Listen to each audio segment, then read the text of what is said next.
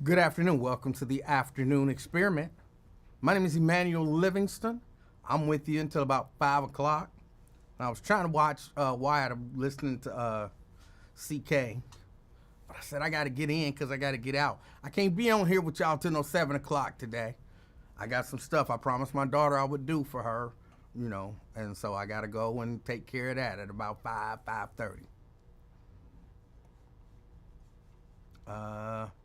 All right, let's see. Let's say hello to everyone. Excuse me. Let's say hello to everyone. Jerica Vaughn first. Good afternoon, Jerica. Good afternoon. DeAndre Crosby, he also says first, but he's not. He's second. Good afternoon, DeAndre. Crystal Hoskins, who also says first, but she's third. Good afternoon, Crystal. Good afternoon. Karen and Di Williams, representing Westwood. Good afternoon. And rounding out the top 5, Kush Rashid. Good afternoon. Good afternoon. Excuse me.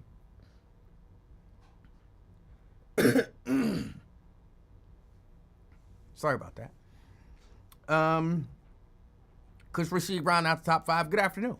Good afternoon. Got Drea in the house out there in Sycamore Township. Good afternoon. Anthony Prosser. Anthony Prosser, good afternoon to you. Crystal says, by the way, she's representing the Christ Hospital. Alonzo Clark, checking in from work. All right, good afternoon. Let me see. Watch he restart, and I'll be last. Why would I restart? Let me see. Regina Denson Griffin out there in Madisonville. Good afternoon. Got Brent Beard, representing Dallas, Texas. Good afternoon. Good afternoon.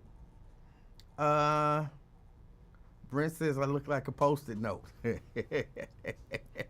I did a couple colors. I'm testing out some different color combinations. See what I like and what I don't like. This came off as a little more Michigan to me, and it's not the blue that I want, so I'm gonna have to do a custom color. It's a whole ordeal, but I'll take it. Post-it note. Let's see. Jabbar Rhodes in the house. Good afternoon. Good afternoon. Benita Gaines representing Roselawn. Good afternoon. Good afternoon. Lamont Jones says Grande Powerful Royal People representing Westwood. I still have to read it slow. I promise you, I don't understand the phenomenon, but I literally, when I look at that, I see the word purple, and I have to stop and read each word to make sure. Y'all know how it is. Daryl Carpenter in the house. Good afternoon. Good afternoon. Got Jacqueline Carter in the house, representing Evanston. Good afternoon. Good afternoon. Y'all, we got a few things to talk about today.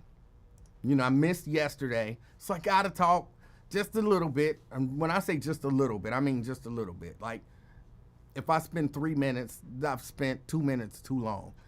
The Pope died.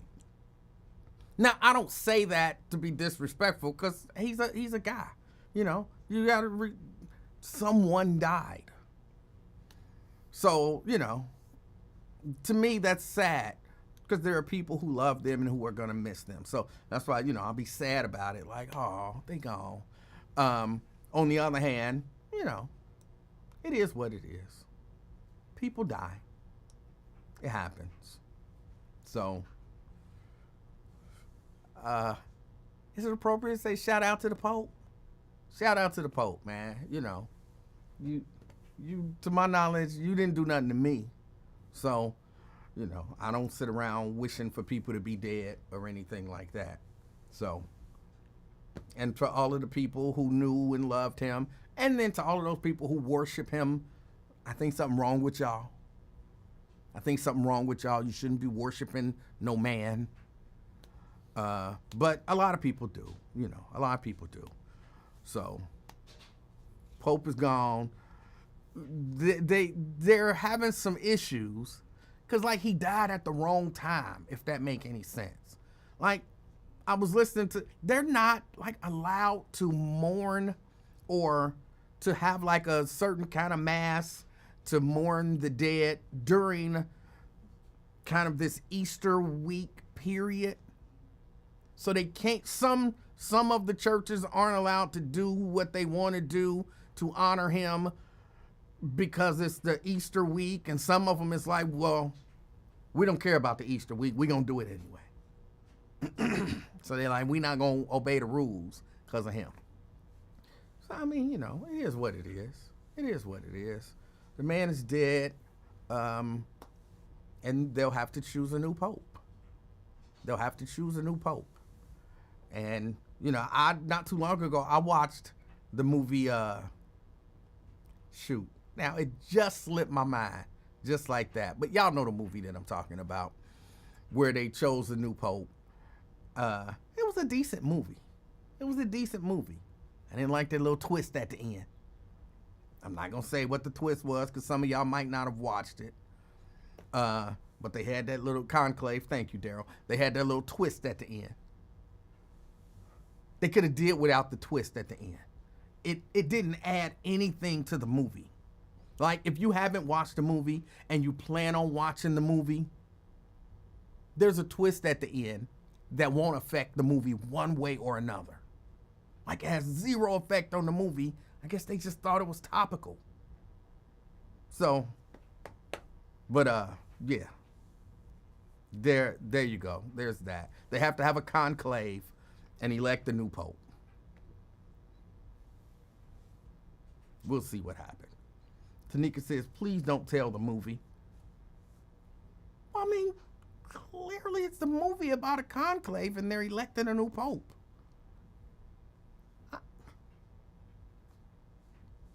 By the name of the movie and the promotional pieces that put out about the movie, there's not much mystery about the movie. Except that there's a twist at the end. And they could have did without it. That's it. That's all I'm going to say about it. But yeah, they got to elect a new pope. It is what it is.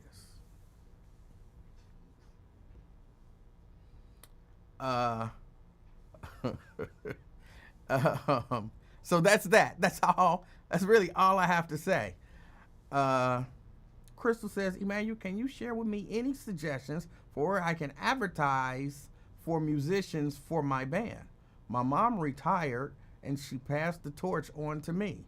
Crystal, I didn't know that you were in a band. They do have on Facebook, since I see you're on Facebook, there's a Cincinnati musicians page. I don't know if you have to be invited to it or not, but if you're on there, I see a lot of people on there say, hey, looking for a singer, looking for a bass player, looking for a keyboard player. I'm not going to go through everything, but there's always someone on there saying they're looking for someone. So I'm in the group, so I'll invite you to the group, and you know, you never know. You never know.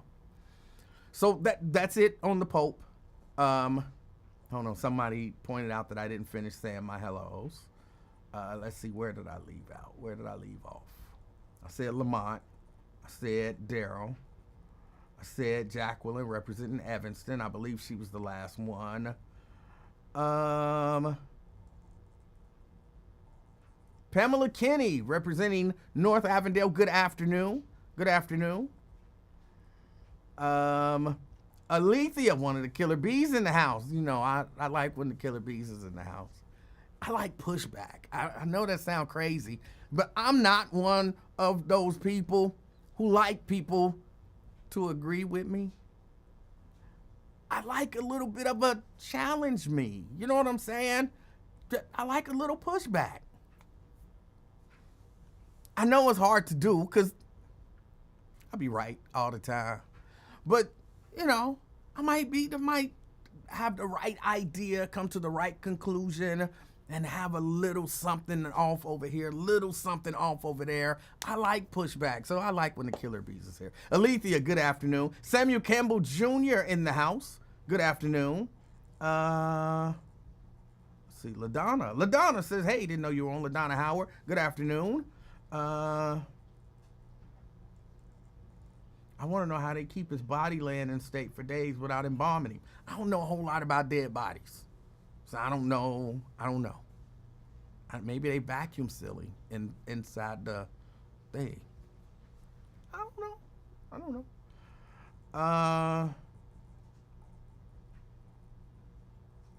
Let me see. Samuel said Samuel said he's representing East Walnut Hills. LaDonna's representing Western Hills. Tanika in the house. Good afternoon, Tanika. She's representing Orlando, Florida. My good friend. And it's a nice, beautiful day here, too. So we're really good friends. Andrea Bustle. Good afternoon. She's representing downtown. Terry Anderson. Good afternoon. Representing downtown. I think this is it. I think I got everybody. Black Lion in the house. Good afternoon, Black Lion.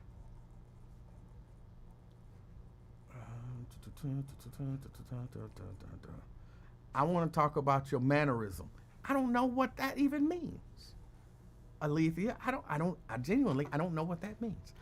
Let me see. Dominique. Oh, we got both the Killer Bees in the house. You can't beat that. Representing Walnut Hills. Good afternoon. Danny Dozier representing Westwood. Good afternoon.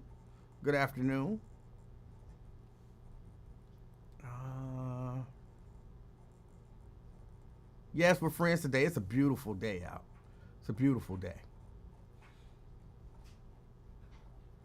I think I got to everybody. Valisa Lovett, representing Blue Ash. Good afternoon. Yeah, I think I got to everybody. I said good afternoon to Dominique Finley. I said everybody.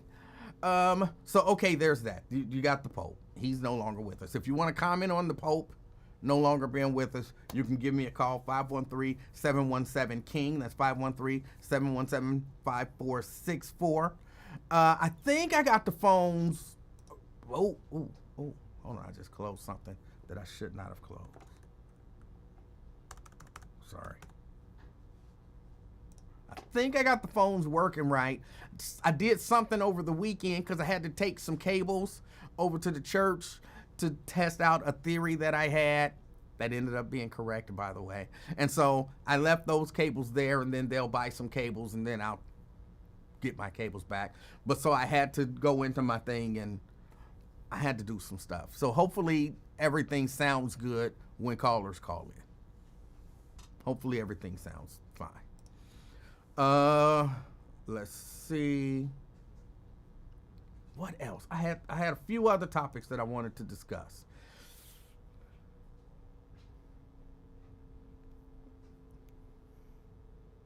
I'm debating which way to go with this because there's a lot of topics. Some of them are a little more serious than other topics, and some of them I can say it, get in, and get out. I can say what I gotta say, boom, I said it, and then get out.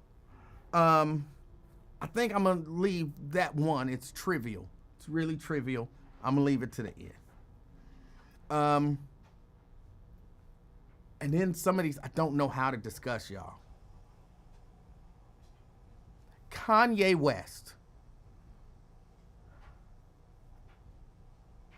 Oh, how do I say this so that it don't sound? Kanye West says allegedly, maybe in a rap song, and people are saying it's like true, and I think he put out some tweets and stuff like that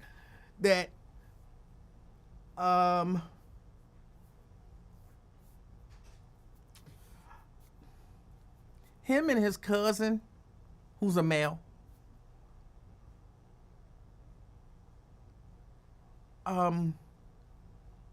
they was performing sex acts on each other, fellaciating each other, like from the age of 6 to 14. And he say, apparently, allegedly, from the age of 6 to the age of 14, I guess they saw some dirty magazines and they wanted to do what they saw the people do on the dirty magazines. Yeah, LaDonna, Kanye West apparently, allegedly, admittedly,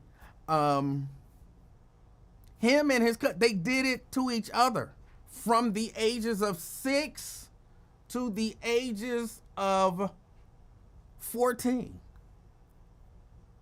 I could see people gonna try to take this out of context. I could see a 6-year-old not understanding. I could see a 6-year-old not understanding. 14, you like in the 9th, 10th grade. Think back to when you were in the 9th, 10th grade. You was in high school. A freshman or a sophomore in high school.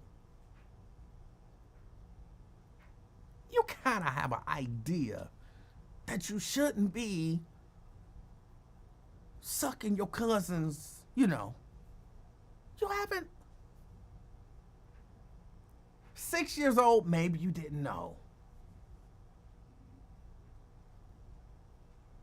By 14? Maybe that's, and I don't want to say the man is messed up because I don't know him. I don't know him. But that's a lot. That's a lot. And he say he and his cousin, or it's alleged that he and his cousin kind of agreed that that's something they would take to their graves, which makes sense. There's some things people just take to their graves. People think that everybody admit to doing everything that they do, but no, people take stuff to their graves. That's something that you might want to take to your grave.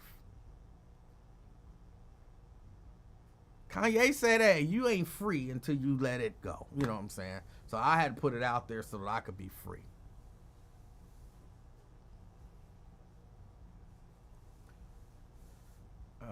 But he say his cousin is in jail for killing somebody because he told him that they wouldn't do that no more or something. It's a whole crazy situation. And I'm sorry, but I blame their mamas and daddies. Sierra, yes, you missed all the hellos. Al Johnson says Middletown in the house, good afternoon. I see Mary Birch Lavender in the house, good afternoon. I blame their mamas and daddies. That little baby is 7. Okay? The little baby is 7. Let's say little baby stumble on something and, whatever, she gets some crazy ideas in her head.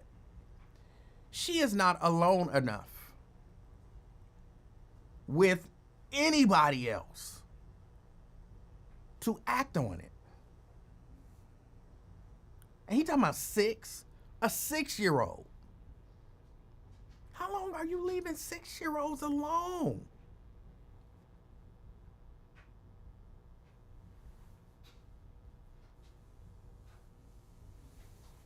There's a lot of reasons why we need people to do some good parenting. There's a lot of reasons. Because stuff like this actually happens. Now, I don't know if it actually happened to him, even though he kind of saying that it did. You never know. He might just be saying it for the sake of saying it. Mary says, how old was he? He says from the age of 6 to the age of 14. From 6 to 14.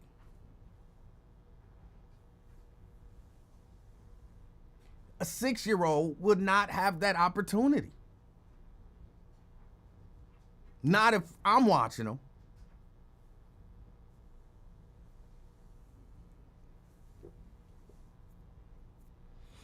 But yeah, it's crazy out here. It's people ain't necessarily always doing their job as parents. They're not always doing their jobs. What else I got?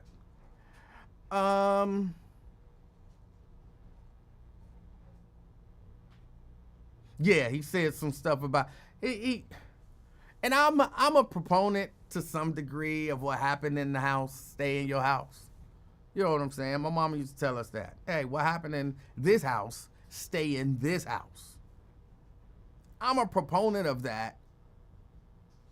except for when it's kind of, you know. And if y'all didn't talk about it when y'all was kids, and it's done and it's over and it ain't happening no more, I guess you can't really tell nobody, you know what I'm saying, how to get free. Who am I to tell that man how to get free? But I think I would have just been like, it is what it is. It happened. Whatever happened, happened. I'm grown. I got, talk to a therapist or whatever. And that's something I don't have to put out there for public consumption. Everything don't have to be put out for public consumption. Tanika says abuse needs to be exposed. I agree. But who, in this alleged situation, who's exposed? Who's exposed? He's exposed. His cousin is exposed. And it might put his cousin in a bad situation. Because if his cousin is in prison for murder, and y'all know, I ain't never been to prison. I don't ever hope to go to prison.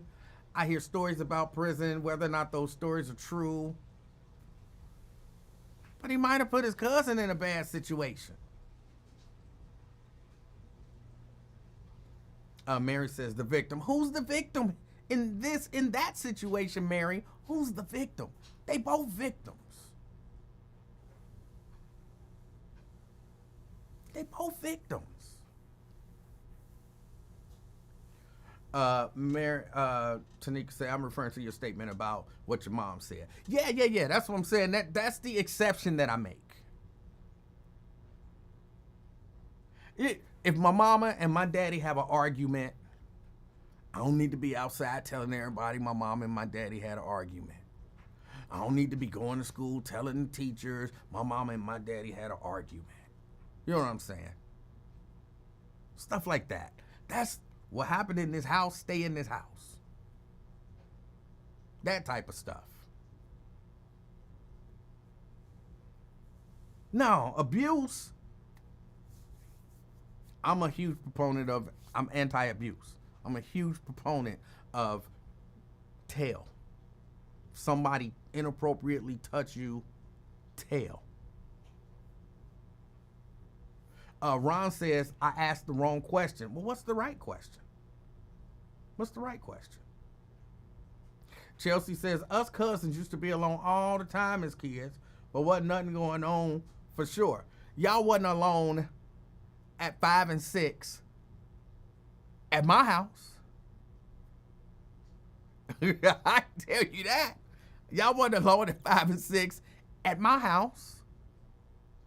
And it was like 12 of y'all. Y'all ain't sneaking off doing that stuff. Somebody was gonna tell. You know Angel would have told. Stop it. You know Angel would have told.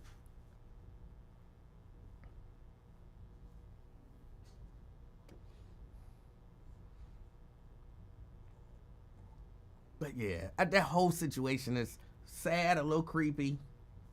And I genuinely don't understand it. Because again, at 14, but if you've been doing it since 6, then maybe it takes you until 14 to figure it out. I don't know.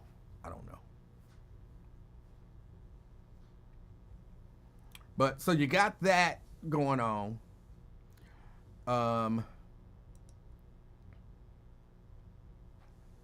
Anybody hear about y'all all know the story of the 17-year-old Carmelo Anthony? This was in Texas, stabbed the other guy at the track meet. The story is, it was self-defense, that this guy was a little bit of a bully, and he was standing somewhere where the boy didn't want him to be standing, and the boy allegedly told him, don't put your hands on me and all of that kind of stuff, and he stabbed him. I don't know why I did that for stabbing. I don't. He stabbed him, and he died. He was arrested, given a large bond. His bond was reduced to what, 250,000, or was it 25,000? I don't remember. I think it was 250,000. Well, they've had to move that young man to an undisclosed location. They had to move that man that young man to an undisclosed location. But I'm glad to see that he has people around him, a dad, a family, a community around him. And look, of course you say my kid is kind of innocent by way of self-defense. But look, we understand the system, and, just give him his day in court. Give him his day in court. And while y'all all tripping, we got other kids here. And people don't be bringing up other stuff. Like, I be wanting them to say, hold on, this ain't what y'all was saying when, and his name just escaped me, the dude that illegally took the assault rifle to the protest. This was in Wisconsin. What was his name? And shot somebody, and y'all took up money for him and, made a celebrity out of him.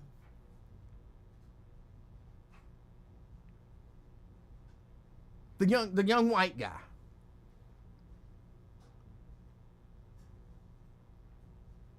Thank you, Kyle Rittenhouse. Y'all understand self-defense when it's a young white kid defending himself? Which, that wasn't self-defense. But y'all understand that. But y'all don't seem to understand this could be self-defense. And then you got people who still want to act like racism don't exist no more, like we have overcome, and then let's move past racism.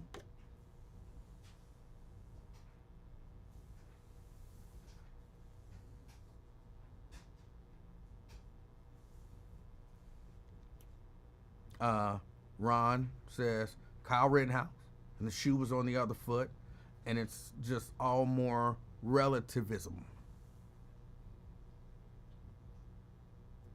I'm just saying,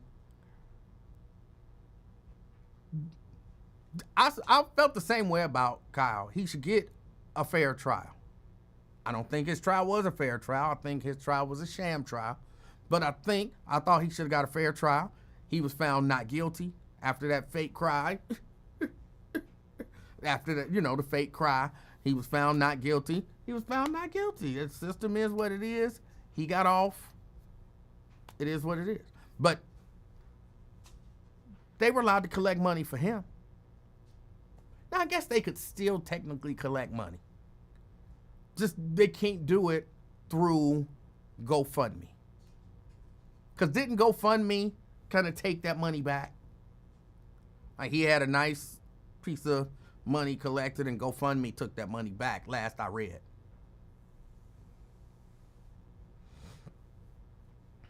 Fame says black children, especially black boys, aren't given grace. Black children have to be fully polished adults at 12 years old.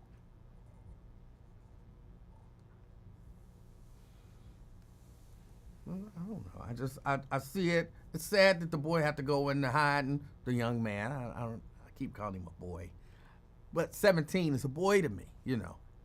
17-year-old is a boy to me, but the young man.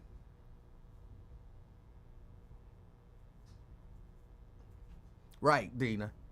Kyle drove to the protest with a rifle. He had no business there. There was no reason for what he did. He got off because he was white. I fully believe that. But either way, in the interim,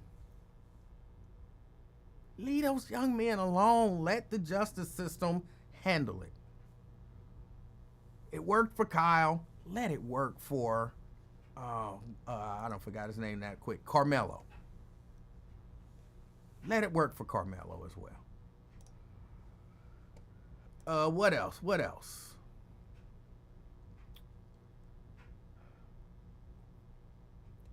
I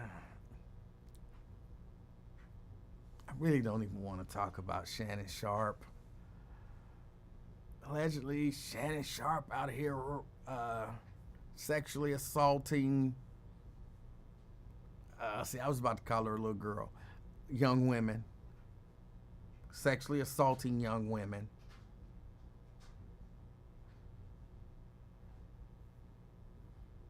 Daryl says the eyewitness said it wasn't at a school. It was a track meet at a public track. It started raining, so Carmelo went and sat under the tent to get out of the rain.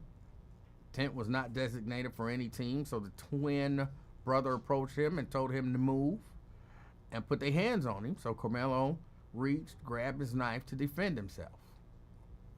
Yeah, that's what I heard. That's what I heard.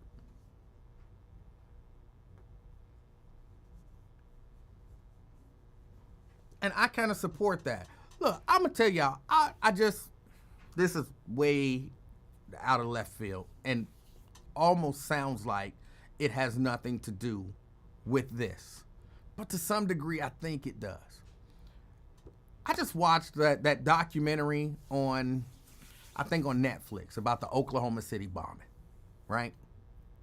The McVeigh, set the bomb, blew up the Murrah building in Oklahoma City, killed 168 people, 19 of them children, all of that kind of stuff. And as they were doing their investigation, they got to the point where they realized Timothy McVeigh, and nobody says this is an excuse, but I'm beginning to think this might be a bit of an excuse, that Timothy McVeigh was bullied as a young kid, because he was, kind of awkward, kind of skinny, just the generic stuff that people bully people for. I think we got to get to, as a society, we got to get to a point where bullying is not okay. Where bullying is not okay.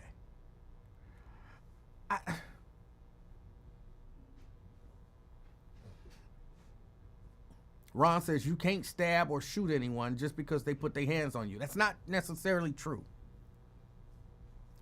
Legally, that's not necessarily true, Ron. There are states, laws all over the place where those stand your ground laws. Those stand your ground laws.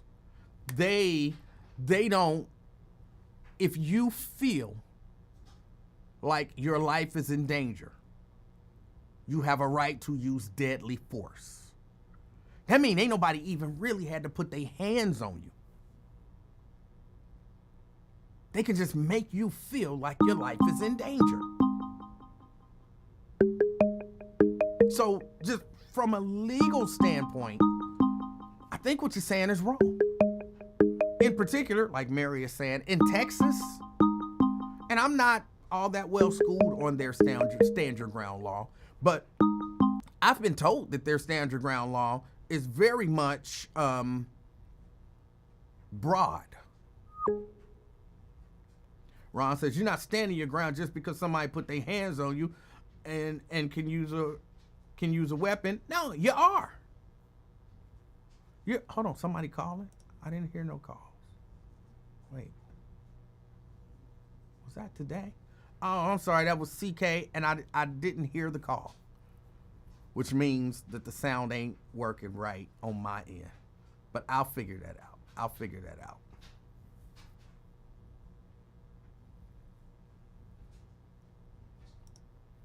But no, if somebody else say your phone ringing. Yeah, I didn't hear the phone ringing. So caller, if you're calling, you can call back, and I'll get the sound together. So it might take a second or two to figure it out, but I'll get the sound together. Okay, I see a call coming in. I don't hear it, so let's accept the call. Okay, caller, I need you to talk to me. How you doing? Hey, how you doing, Livingston? Okay, I see Can you you, hear me? but I don't hear you. Hold Uh-oh, we having technical difficulties. on. Four should be direct out.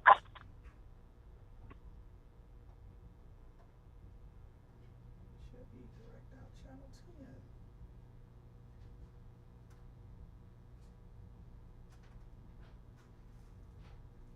All right, caller. Hey, how you doing, sir? Okay, I still can't Can hear you you, hear me? so I'm gonna have to do this. This is gonna be all bad. I think this is gonna be all bad, y'all.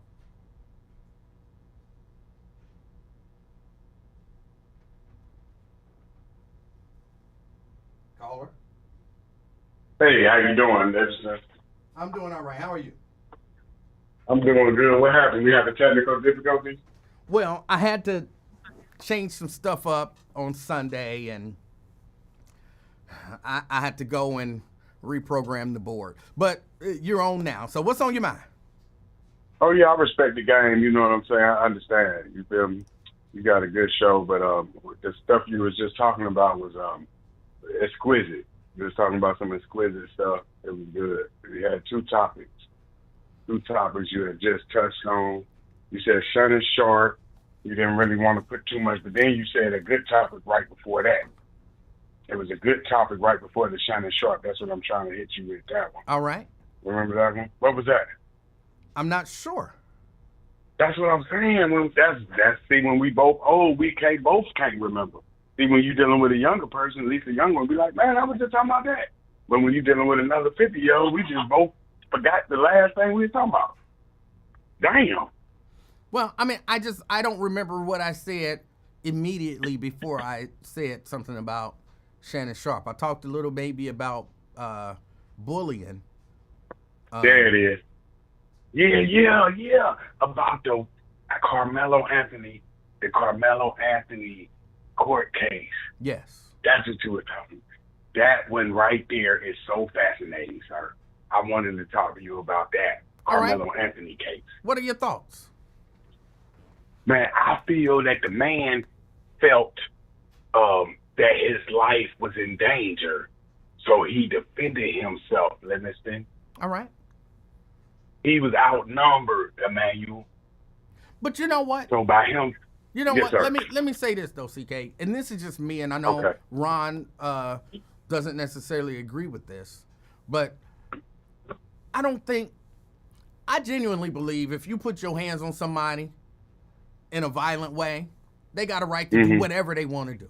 You know what I'm saying? Yeah. If you slap me and I want to take you out, I got a right to take you out because you should have never put your hands on me. I shouldn't have to fear for my life.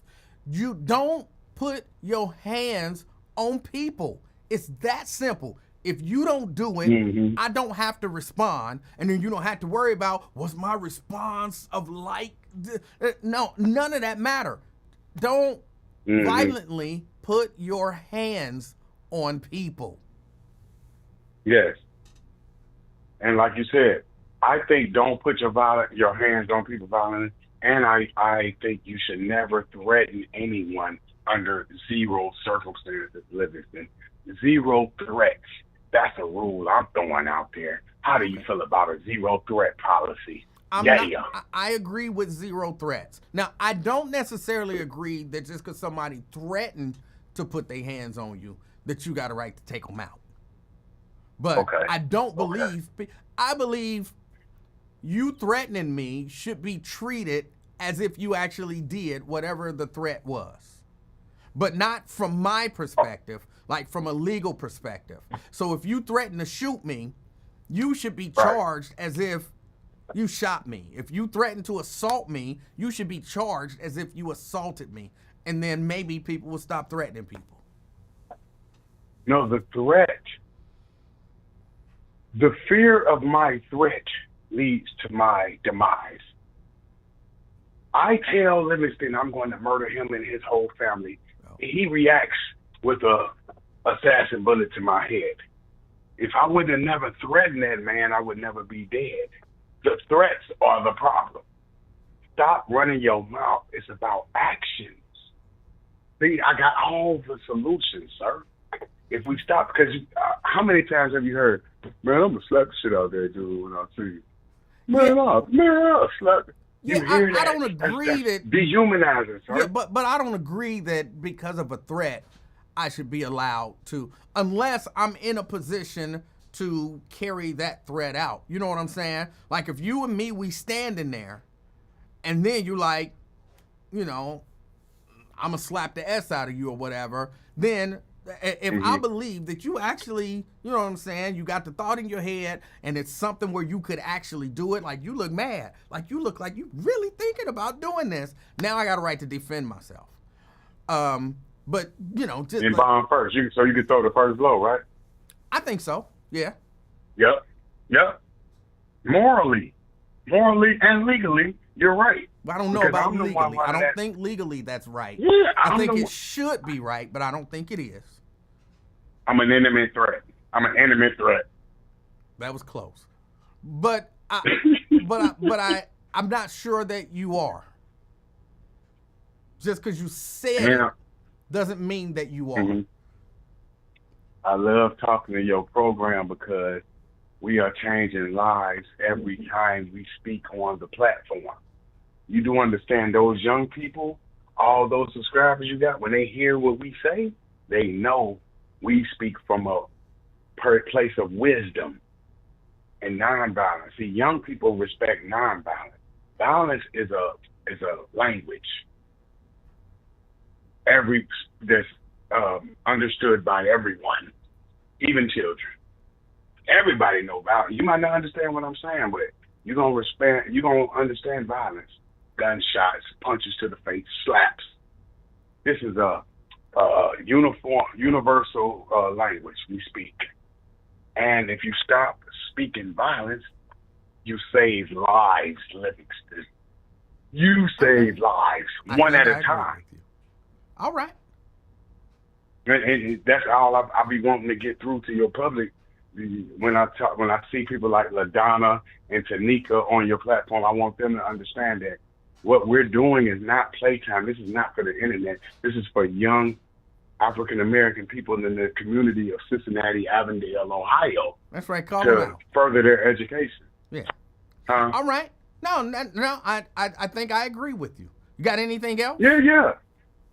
As far as the Shannon Sharp thing, I just want you to understand. This is what I was telling you about the young Bill Cosby when they tried to get him when he was a young lad. This is what they do to people that get millions of dollars. Shannon Sharp has a $50 million deal on the table.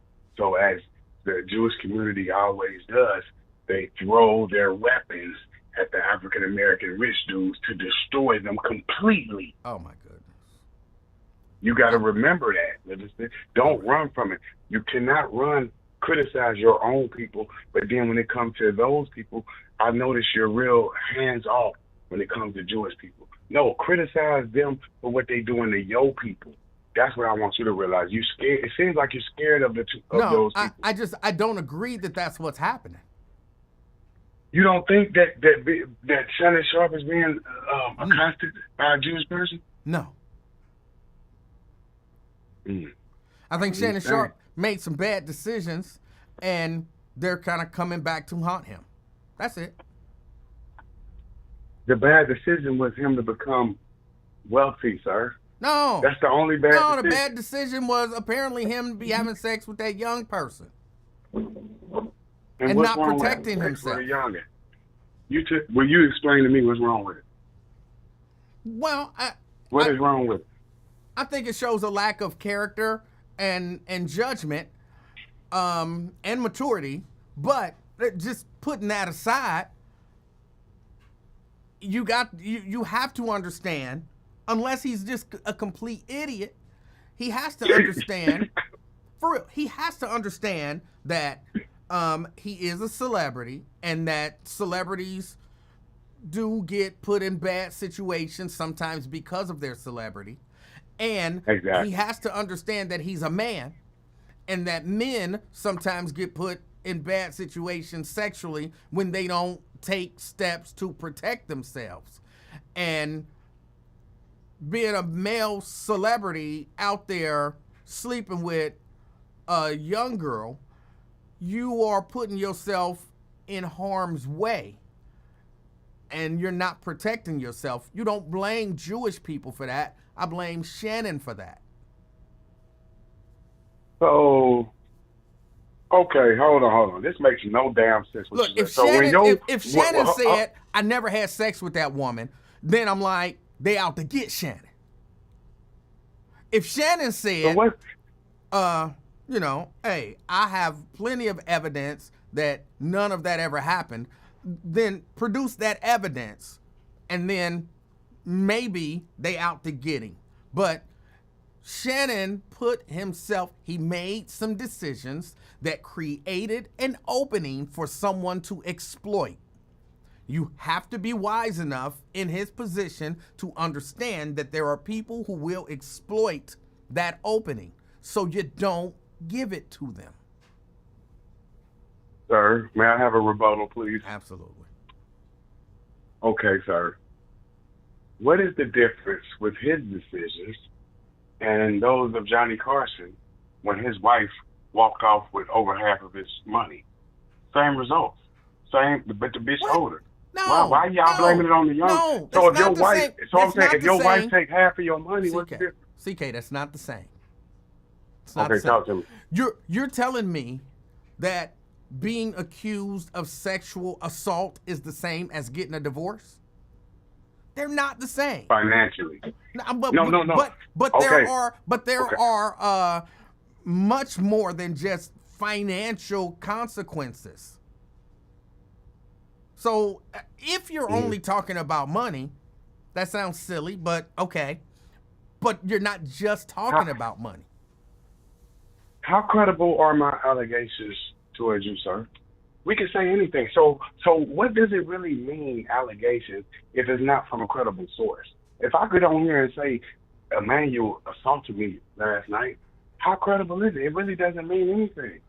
So you could lie about anything. If I got evidence if you got evidence that I hit you, and then I admit, I hit him, but he wanted me to hit him.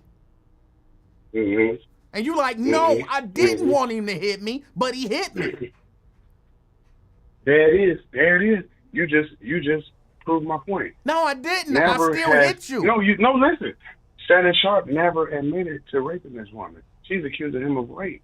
Right. He never admitted to that. Right. She's lying on him to get the bag. This is open and shut. There's no way for you to know. I object to you saying that she's lying. You don't know if she's lying. And to just say that people who accuse someone of rape just automatically you're lying, that's offensive. Okay. Because that will make people who are victims of sexual assault not want to come forward. Yes, sir. Rebuttal. I got you right here. Now I got you. You set me up for it. Because look, the evidence shows that I did not take those cheeks. She offered them for $25K a piece. I didn't take those cheeks. She wanted $25K a piece. So that shows that when I didn't give her the money, now she came with this flimflammery accusation. So I have proof to show that these are false accusations, sir, based on her prostituting herself. No, that's not. Got you, but I got you. No, you don't. And it's I got you. Okay. You don't have me. You don't have her. The idea. Look. Do you believe that a man can rape his wife? Yes, I think anything's possible, yes. So do you believe a prostitute can be raped?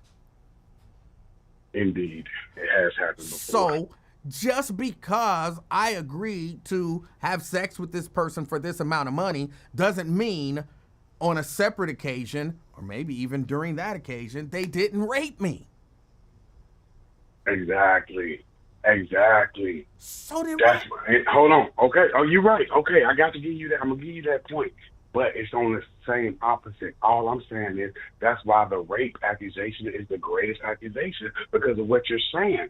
You can make a fake accusation and it can never be proven to be fake. No, that's not necessarily true. That's what I'm saying. That's not necessarily true. Look, if I was out there messing around with people I shouldn't be messing around with based on my opinion of the way things should happen. You know what I'm gonna do? Mm-hmm. I'm gonna do stuff to protect myself. It's gonna be a camera somewhere, and everything gonna be recorded. So when that person come back and say Emanuel took it, I can be like, no, I didn't. Here's the video. But the brain is gone. No, I didn't. Here is the agreement. You know what I'm saying? We signed, because she's signing an agreement to be recorded. That we agreeing for sex and the recording, the whole nine. If I'm out there being reckless, that's what I'm doing, especially if I'm some big celebrity. So you're not being reckless, making sir. Hold on. You $50 just did million or whatever. Hiroshima. That was a Hiroshima, sir. If you're making them sign consent forms and all this, that's not being reckless. That's being very responsible, sir. That's an oxymoron. You're not being reckless and you got to sign and stuff. You got to sign it every time. Sir. And again, because you being reckless, you better record it too. Put that in the signed agreement. We recording this session. Why you think you got all them babies and I ain't got none? Because you was being reckless with your thing. I was strapping up with that. I was strapped. What? I stayed strapped. What are you talking about? I stayed strapped my whole life. What are you talking about? You got babies. I ain't got no kids out here. It ain't my. I'm not even gonna follow that up. But all right. Anything else? You got anything else to say? I got you with that one. You did. I'm not going to follow that well. That was nonsensical. That was nonsensical. All right, CK. Hey, I appreciate you. Go ahead, brother. Go ahead. All right. That was CK. Yeah, I don't even know what he was getting at with the last point about you got all them babies. I have one biological child. All them babies? I don't even know what he's talking about. Okay. All right, Chelsea. I have one biological. Oh, and I was married. But all right. Yeah, no. Shannon put himself in that situation. And now he's got to deal with the fallout. Whether there was some actual stuff going on or not, he's got to deal with the fallout. And she's got a recording of him telling her he gonna choke the S out of her.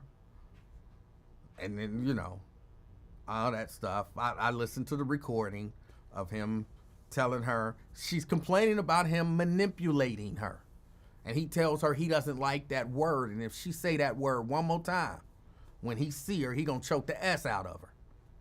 And she says, well, I don't want to be choked. And he said, well, you ain't got no choice.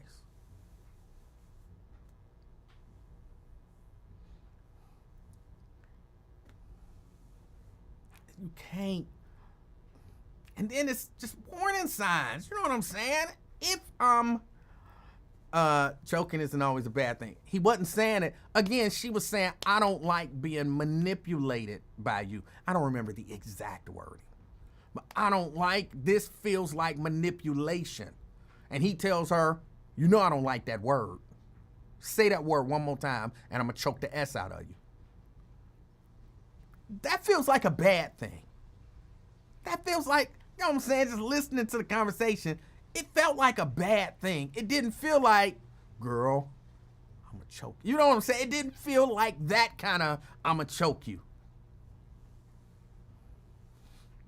And if you with somebody who's accusing you of manipulating them, it might not be a good idea to be with that person.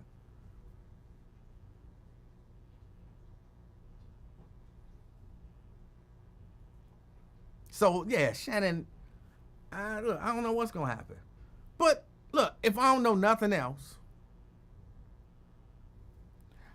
Jacqueline said, he said they didn't play the whole recording, only the part that made him look. Of course, you're only going to play the part that makes him look bad. Of course. Of course, that's what they're going to do. They try to get $50 million. You only play the part that make you look bad. My point is not that I'm saying that he did or that he didn't. My point is, I don't know what he did. Except I know that he put himself in this position because, in my opinion, he made some bad decisions. Brent. Hey, what's going on, Emanuel? Hey, Brent, how you doing? Oh, I'm all right. All right.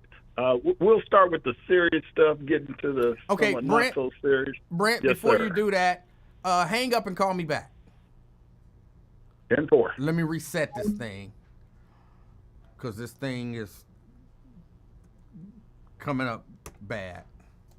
I'm hearing that little crackling, and I still haven't figured that part of it out yet. I don't know what's going on with their stuff. So, all right, now you can go ahead and call back, Brent.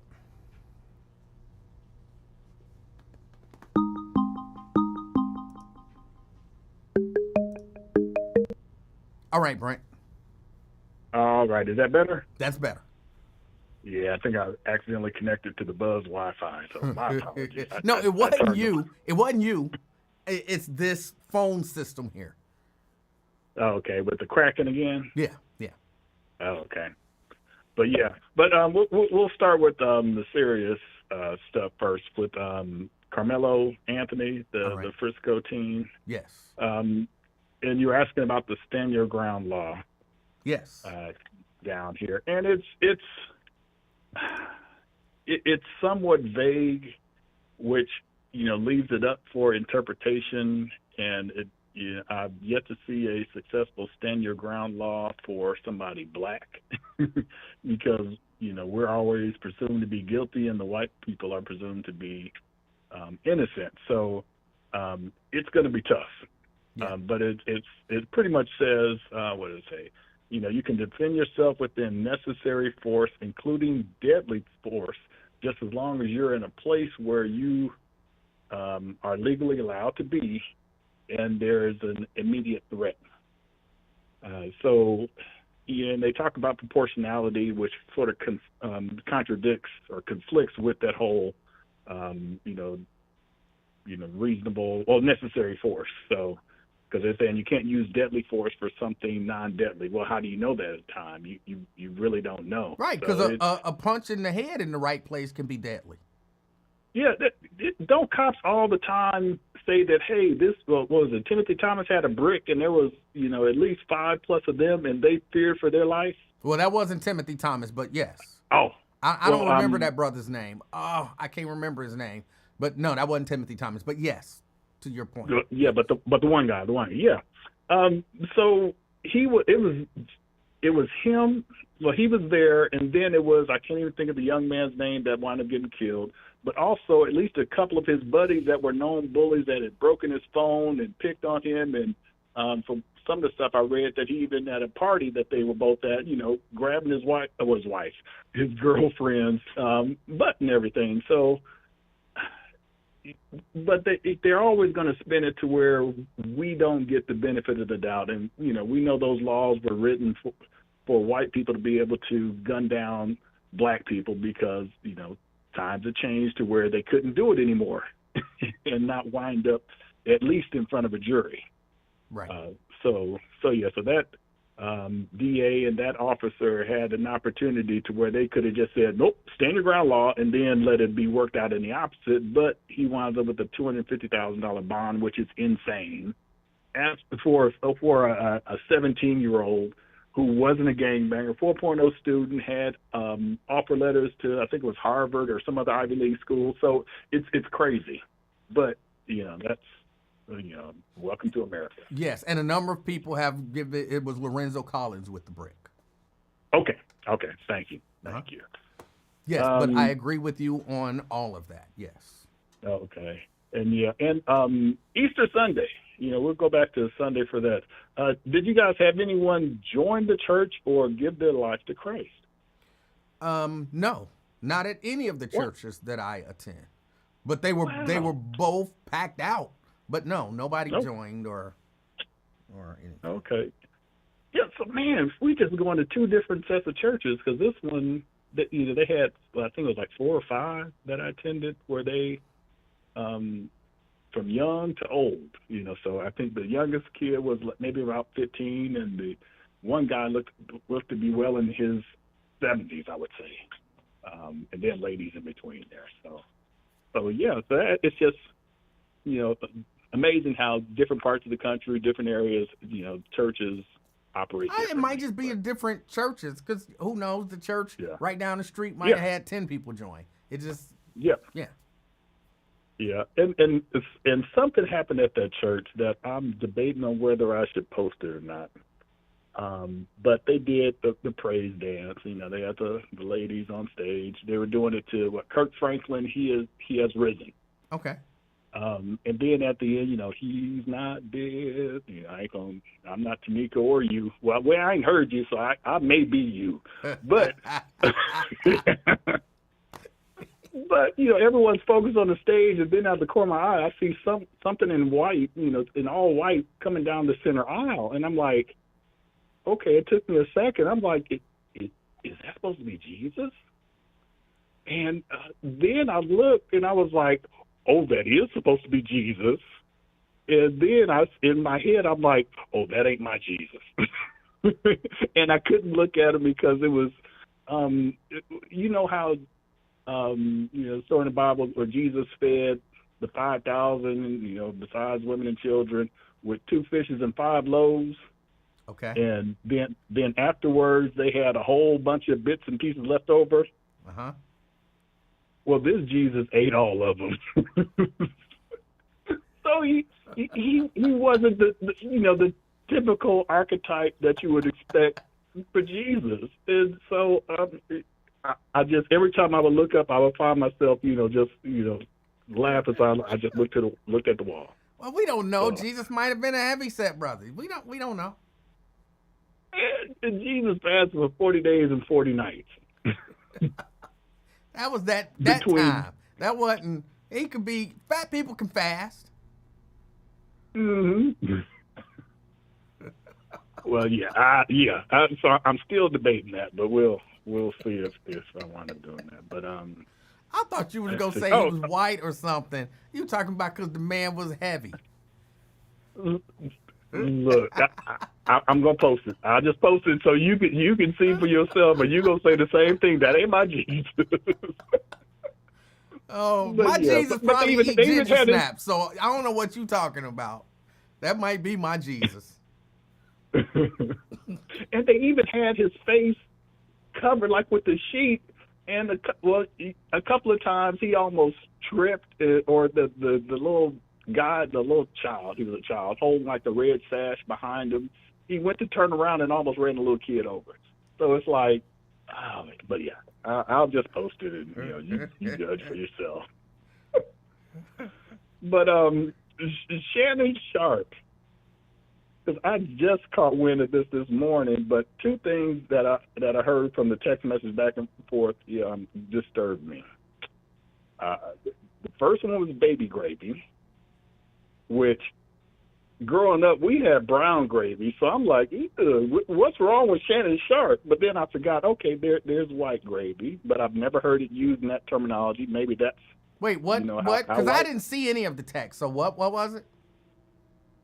She was talking about she wanted Shannon Sharp to shoot that baby gravy inside of her. Oh. Yeah. Okay. Yeah. And then in another series of texts, she wanted, as a result of that baby gravy, she wanted a big black baby inside of her. And man, that just sounds like one of them movies. That yeah. So it was just I'm sexting, like, man. That ain't nothing but sexting. Look, Shannon Sharp should have just got with what was her name, Lisa. He's like the reverse Lisa, because that sounds like some big house madam, and the strong buck out in the field, coming up there. Man, that's too too gone with the wind for me. So but that's all I had on that one. But I was trying to give LaDonna ample time to get her notes together and think about the past 3 days that were some highs and lows. But I'll go ahead and jump in with the wrestling report, and this is WrestleMania edition. All right. And I don't have much actually. So, because, with 2 nights, we could go on for about a good hour and a half. 2 nights and the Raw after WrestleMania. So. Yes. But I'm going to try to keep it to no more than 5 minutes. So keep me to it unless you ask questions that may extend it out. But let's start with the great stuff. And that was night 1 main event, where you had Roman Reigns versus CM Punk with the wise man, Paul Heyman in his corner, and Seth freaking Rollins, which during his entry, he had on, I saw someone's comment that he went from Missy Elliott to, who was it? to like KC or something, because he was in all black, puffy black, and he had the Rock's flamethrower. I don't know if you caught that. Uh-huh. But then all of a sudden he switched to white, and I was like, what in the world is going on here? But typical triple threat match, back and forth. Paul Heyman is doing Paul Heyman greatness. And then we get to the well, I'm not going to say that. We get to the major part. Where he goes and grabs a chair, and he is looking sad, and it's between CM Punk, his best friend, and Roman Reigns, which he is the wise man, and he slides the chair towards CM Punk. And Roman Reigns is shocked, and he's crying, "I'm sorry, my tribal chief," and everything. And he gets in the ring, too, and I'm sitting there like, he's not about to do it.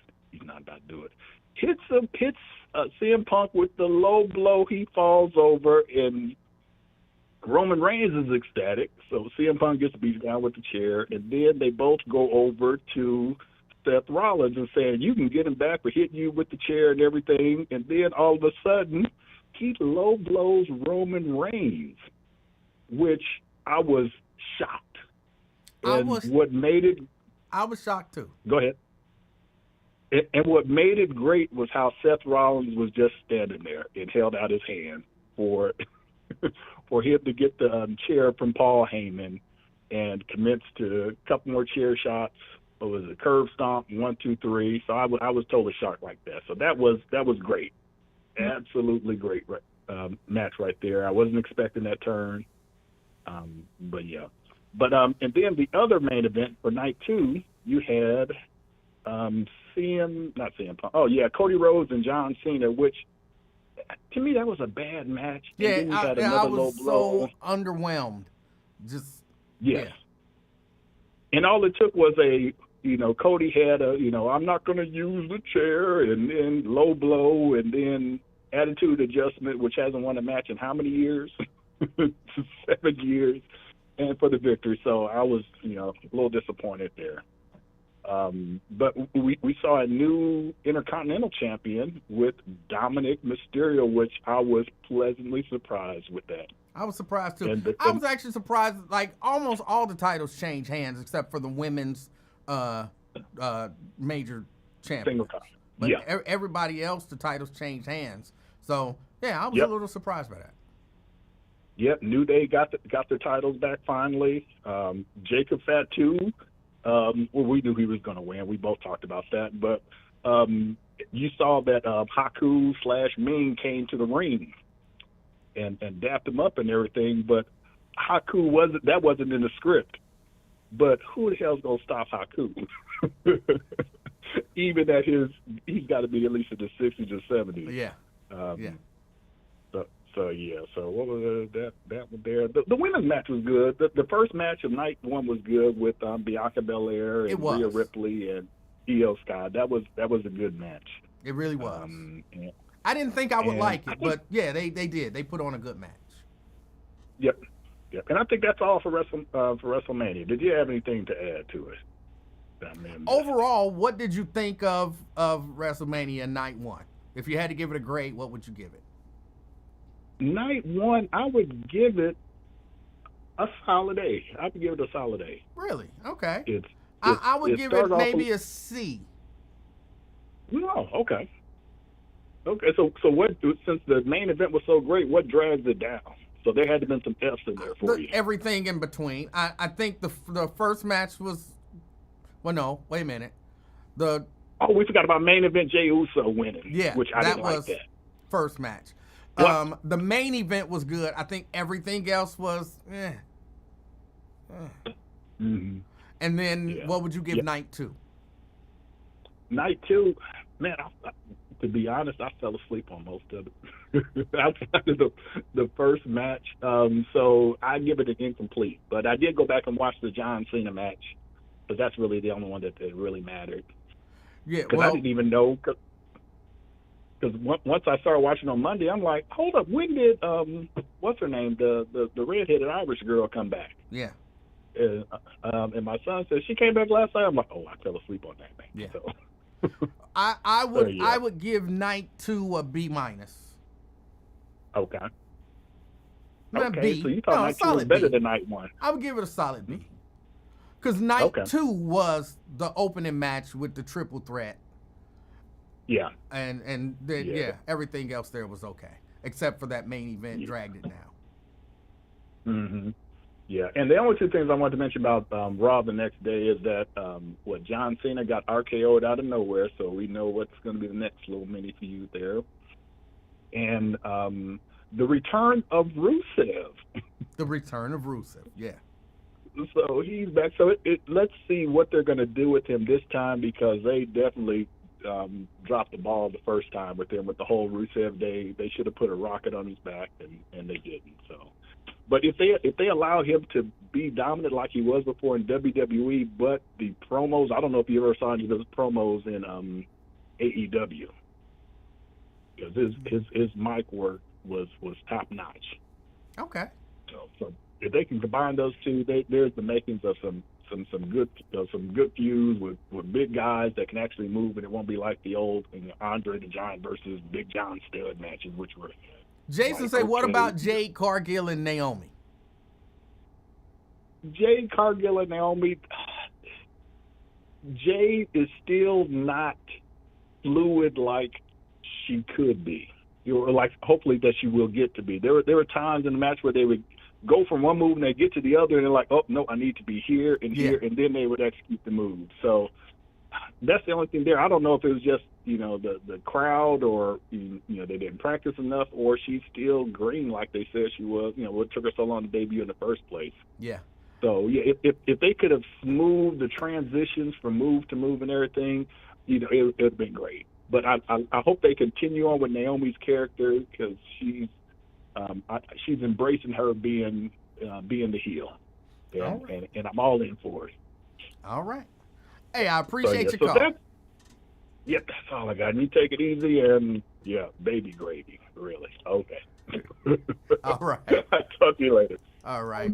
Hey, I enjoyed the Naomi and Jade Cargill match, just because the wrestling, I agree with what Brent said. The wrestling ain't all that great, but I like both of them. They could just jump around in the ring for all I care. Just jump around. Turn around, jump. Turn back around, jump. Turn around, jump. Turn back around, jump. Now somebody pin somebody, go home. So, hey. All right. That's all of that. Let's see. What else?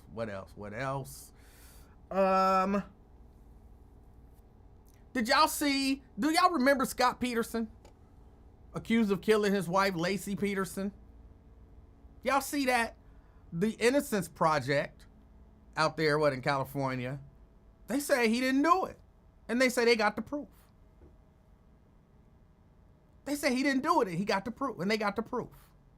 Now, if you don't remember Scott Peterson, he was cheating on his wife, and then she disappeared, and they went looking for her and all that kind of stuff, and eventually they found her. She was dead, and he was accused of killing her, and he was convicted. All of that good stuff. The Innocence Project usually don't get it wrong. When they say they got proof to prove somebody's innocence, They usually get that right. And I'll be honest, if he didn't do it, I kind of feel bad because I was like, he killed that girl. You know what I'm saying? That's my mindset was, he killed that girl. I thought he did it. Yeah, she was like, 8 months, 9 months pregnant or something like that. Yeah.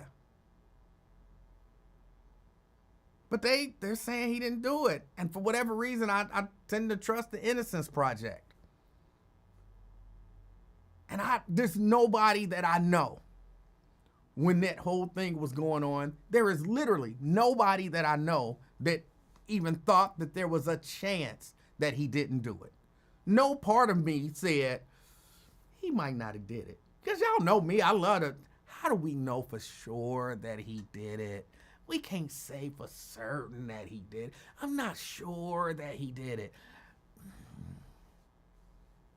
I was pretty sure that he did it. So I'm interested to see how that plays out. I'm interested, Daryl. It didn't seem to me that, and the fact that you was messing around, you know what I'm saying? You cheating on your wife. Again, he put himself in a position to be accused. Like, if you out there cheating on your wife, you better hope she don't end up not alive no more. You better hope that she don't end up, I mean, you got a chance. You know what I'm saying? Something happened to your wife and you faithful and a good dude. You got a chance. You're gonna be the prime suspect, but you got a chance. But let them find out you was cheating on her. It's over. It's over for you. So yeah, he made some decisions as well. CK says, cheating on your wife has nothing to do with murdering your wife. Your analogy is ridiculous. I don't know that I was giving an analogy. I was saying, if you're cheating on your wife and she somehow disappears, you are definitely gonna be a suspect. People just gonna immediately believe you did it. So he was cheating on her. He wanted to get rid of her. I'm just telling you, it's not don't be out there cheating. Women, if you cheating on your husband and he disappear, yeah, the police gonna believe whatever you say. That's all right. It's just the way it is. It's wrong. Women get away with stuff the men can't get away with. And if you cheating and he disappear, they not gonna believe just right out the gate that you did it. Cry a couple tears, and then they gonna find out you was cheating, and you, but I didn't want him to die, and they gonna believe you. You might still be kind of the prime suspect, but if you cry right, people will have sympathy for you. Nobody had sympathy for Scott Peterson. Like, because I'm kind of with you, Daryl, I'm still like, and who are we to tell people how to react? Who am I to tell you how to react when your wife disappears? Like, he wasn't sad enough. You know, he's sad. That's just the way he expresses his sadness. No, he didn't seem worried enough. I didn't see no tears. You know what I'm saying? We do that to people. But people respond to the same thing different ways.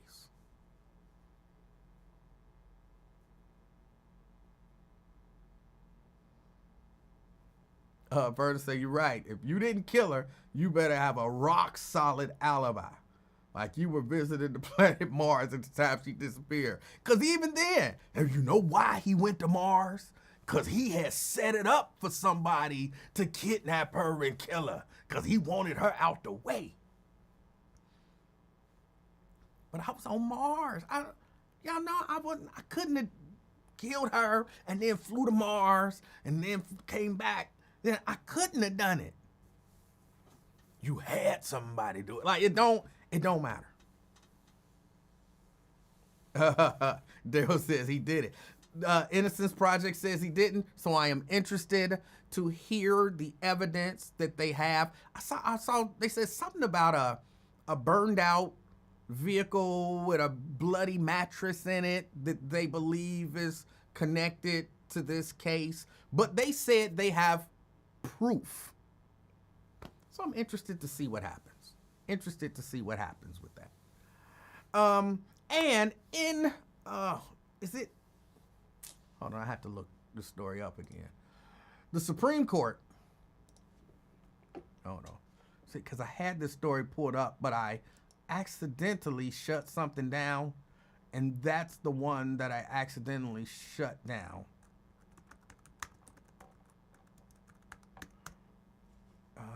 Where is this out of?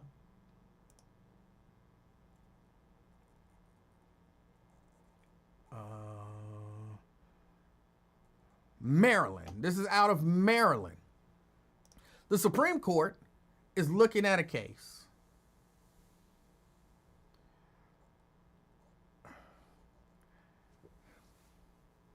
I try to describe this stuff to y'all to the best of my understanding.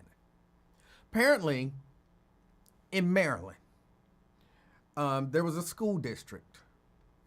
And I just pulled it up and I'm looking at it. There's a school district that says that teachers have to, not should, not can, teachers have to read a certain amount of books dealing with LGBTQ relationships, right? There were some people, who felt like they weren't being represented. And so they say, hey, this should be the rule. This should be the way it is, that teachers should have to read some LGBTQ stories to the kids, like elementary kids. And so they made it a rule. And now some of the people, well, not now, but some of the people who don't necessarily agree with all that LGBT stuff, some Muslims, some, hold on, I'm trying to scroll. A group of Muslim, Christian, and Jewish parents sued the Montgomery County Board of Education because they said they do not want their children to have to sit and listen to a book filled with LGBT relationship stuff read to their children. So they're not trying to get the district to say it's against the rules to read it. They just wanted the district to say, my kid should be able to opt out. I don't want my kid listening to stories. They said the school is not giving them advance notice or an opportunity to opt out. They're not giving advance notice or the opportunity to opt out. And that's all they want. Tell us when it's going to happen. Because if you tell me, okay, we reading the gay book today, I'm like, all right, you not going to school today. They reading the gay book today. I don't have to tell the kid that, But I probably tell them, they reading that gay shit today. You're not going. No, I wouldn't say that to the kid. But they reading the gay book today. So you have that opportunity that day to say, you staying home. Or, hey, when y'all read the gay book, I don't want my kid in the room. I don't, whatever y'all do not send my kid. I don't want my kid in the room when you read the gay book. Well, they say no. You don't have the opportunity to opt out, and we're not giving you no advance warning. And the Supreme Court is taking this case up. It has gotten all the way to the Supreme Court. On Tuesday, the parents' attorney, Eric Baxter, and Principal Deputy Solicitor General Sarah Harris, representing the Trump administration, argued that the parents are being pressured to abandon or modify their religious beliefs to access public education. Baxter likened the lessons to indoctrination and urged the judges to side with the parents, forcing the school board to reinstate its opt-out notices and give parents advance notice. Again, they are not even saying, we don't want you reading the gay books. They just saying, tell us when it's going to happen, or just allow us to opt out. And people don't know which way the Supreme Court is going to go with this. Now, people are saying it appears that the Supreme Court is going to side with the parents who want to opt out. But ain't really no telling. But I'm going to have to say, I agree with the parents on this one. I agree with the Trump administration on this one. I agree with... I was watching, they were interviewing this gay couple, which, you do what you do. And the gay guys was like, oh, they shouldn't be able to change anything. And, oh, it would have made such a world of difference to me if I would have had these types of stories read to me when I was growing up. And I'm thinking, maybe, I'm not sure what difference that would have made. I'm not gay, so I don't know for sure. But, if you gay, you gay. If you gay, you gay, right? If you just born that way, maybe like the acceptance of it is what he mean. Like if gay would have been acceptable when I was growing up, mainstreamed, fed to the masses and everything, then maybe I wouldn't have felt so out of place. And they say I've heard a lot of like gay people like attempt to commit suicide and all that kind of stuff, which I wouldn't want to see that. But I agree with the parents in their middle ground. I'm not telling you read the gay books. I just don't want my kid there when you read the gay books. So on this one, y'all, I agree with the Trump administration.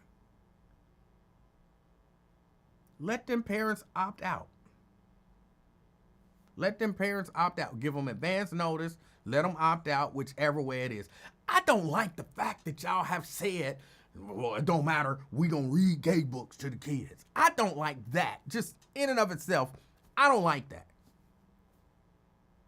Look, we gonna read some stories, some literature, some classic, well, these is kids. So we gonna read some stories to the kids and, whatever. But we specifically gonna go out of our way to kind of mandate that we read gay stories?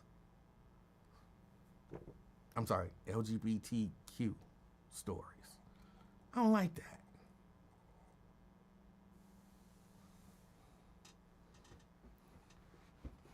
It is the gay book. It's the gay book.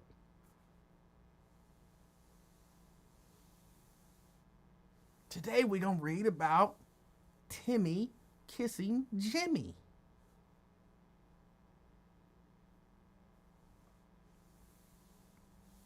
Timmy was walking up the hill to fetch a pail of water.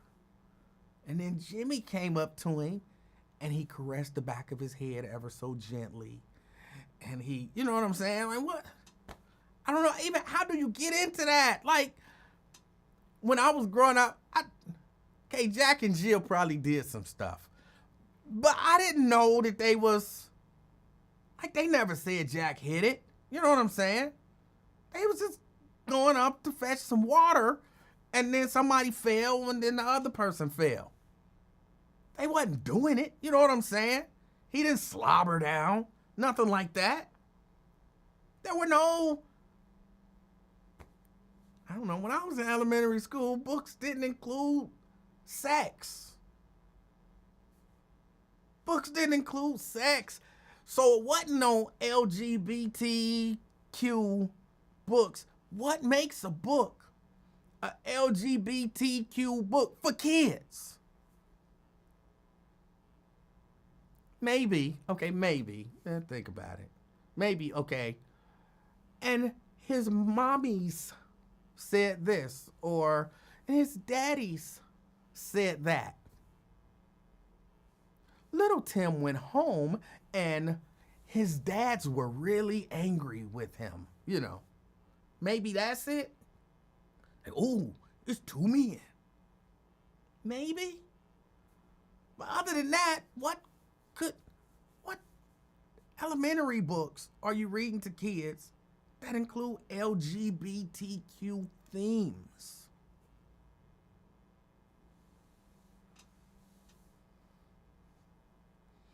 Oh, Terrence Howard, celebrity in the house.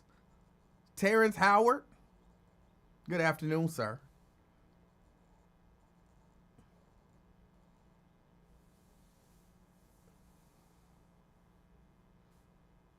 T Mikey G say you might as well read books to them on bestiality. Dina say I was a tomboy when I was young. If my mother was anything like those parents now, I would be a man. Just because I wanted to play football with the guys doesn't mean I want to be a boy. My mother put my tail in a dress on picture day.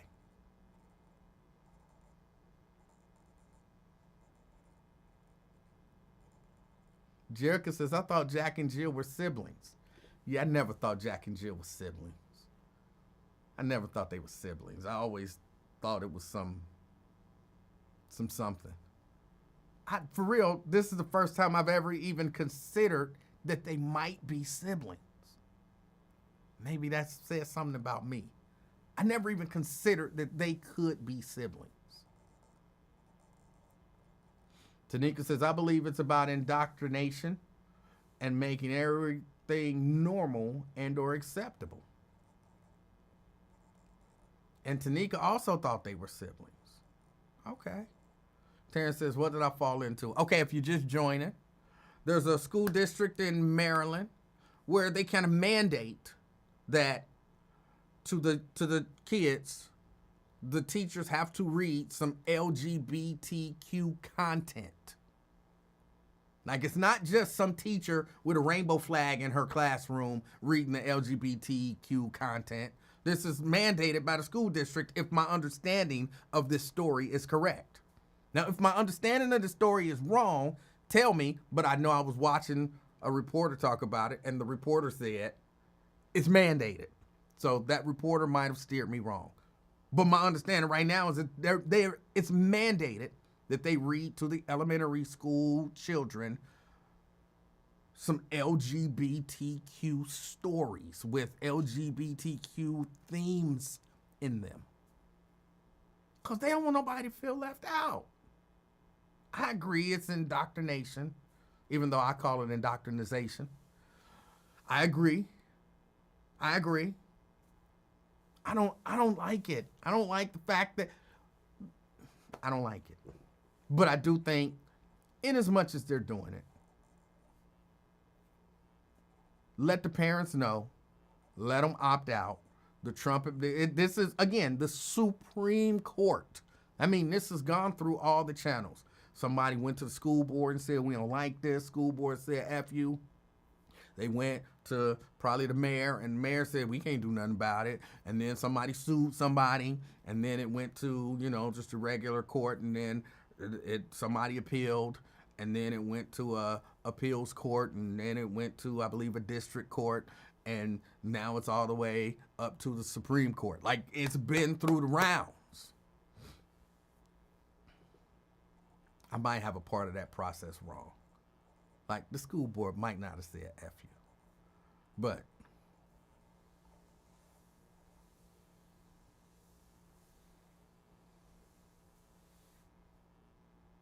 and the gay dudes was saying, I wish we had stories like this when I was growing up. It would have helped me so much. Okay.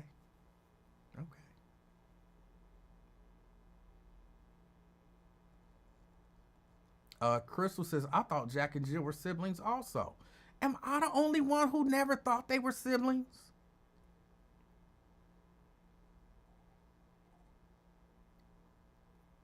Tara says, I'm not comfortable with that. I'm not comfortable with it either. I'm not comfortable with it either. Like I said, I don't like the idea that they're mandating that it happen. But, okay, if you're going to mandate that it happens, I think it's a legitimate request from the Muslim, Jewish, and Christian communities.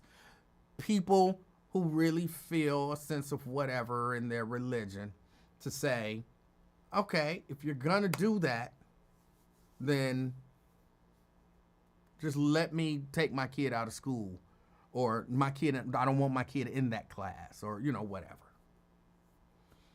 Terrence says, so it's gay love stories. I don't know if it's gay love stories. Again, that's why I was kind of thinking, what could you do? The only thing that I could think of that might be, somebody might say is appropriate. Like I say, if Jack and Jill, since apparently they're siblings, but I never thought they were siblings, but if Jack and Jill fell down the hill and then they scraped up their knees, and then Jack and Jill went home and their two moms made everything better. Their two dads, were really upset with the farmer. In my mind, they was on a farm. I don't know why. Their two dads were really upset with the farmer. And, their dads gave that guy what for? So then, you have two dads, which would fit in with that LGBTQ thing, or two moms.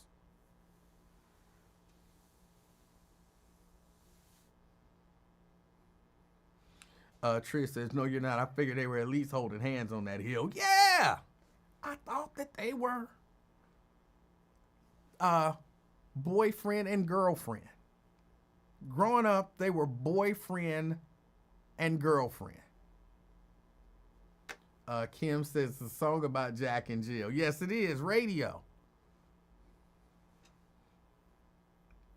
And Jack fell down the hill because he needed love that he wasn't getting from Jill. I could see that.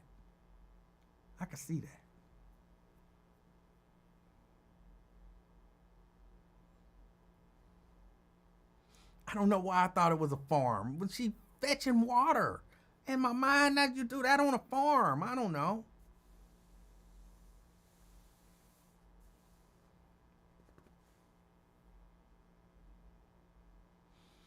So this isn't about the children's sexuality. It's the sexuality of the parents. Got it. Maybe. I don't know. I haven't, of course, seen any examples of the stories that they're potentially reading. I do think somebody in one of the newscasts that I've seen on the story said that there were, because, they make little gay characters now.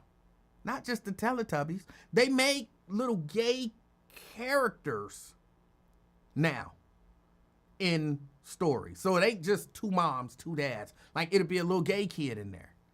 How do you know it's a little gay kid in there? I don't know. They got on glitter? I don't know how you know it's a little gay kid in the gay stories. I genuinely don't know. But I know that they have stories that incorporate gay kids. And how they're explaining that they're gay kids, or, pictorially representing that they're gay kids, I don't know. Glitter is the only thing I can imagine.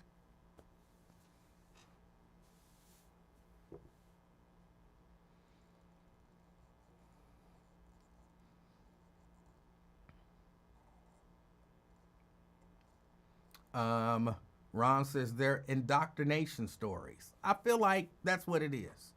But indoctrination to what degree? Like, help me understand this, because I agree.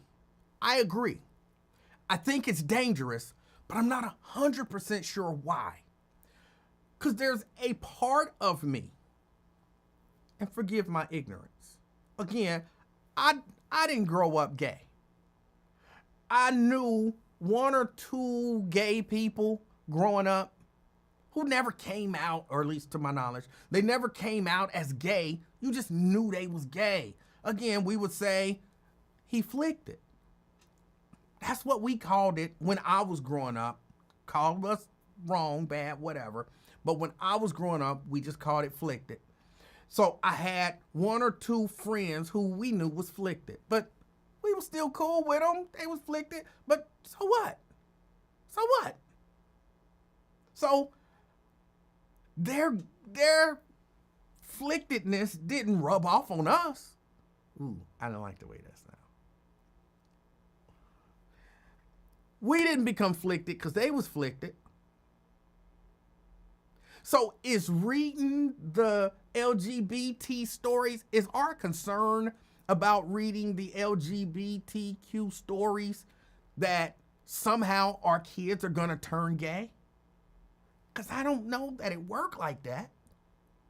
Even though, I'll be honest, I'm exploring this as I talk. I've done this a few times, but never, I don't think, necessarily fully out loud. Okay. I think my working theory for the moment is if you make it okay, then you open up the option to more people. And we already live in a society where, I don't want to call it that. We live in a society where people are willing to do things that are not, I'm going to just say, the norm. And if we make it the norm, then there's no, because for a lot of things that you do or don't do, especially as a child, you either do it or you don't do it because it's known that you shouldn't do that, right? And so the idea, I guess, being, if I don't present gay as a legitimate option, there are people who ain't gonna try gay stuff.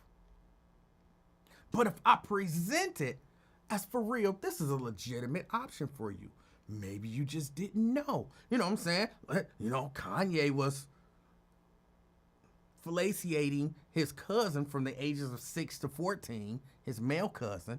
He was sucking his, from the age of 6 to 18, to 14. Maybe, hey, ain't nothing wrong with that. And if there's nothing wrong with it, I mean, other than it being your cousin, if there's nothing wrong with it, why even stop? Why stop? I've been sucking this, since I was 6. Why would I stop sucking this now? Ain't nothing wrong with it. It's normal. This is what people do. It's just what people do. And then we sitting here 20 years from now, those kids are sitting there having a conversation like, oh, he sucked his D. Oh, he shouldn't have sucked his cousin's D. Maybe they should have found some other little boy and sucked his D. If they wanted to really experience D sucking. And so just making it acceptable, normal, okay, then opens up the door for all of these people to do all of this stuff. And there's no barrier. And I guess then the question would be, so why do you want barriers? Like, if you straight, you don't need barriers. You straight, that's the barrier. I don't know, y'all.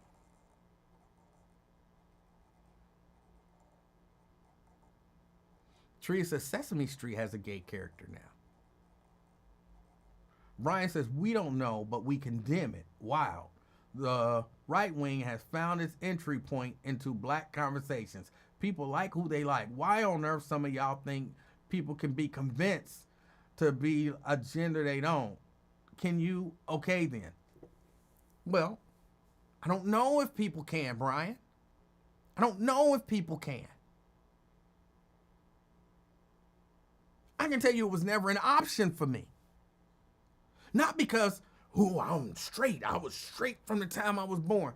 I'm pretty sure when I was born, I was asexual. I wasn't a baby thinking about sex.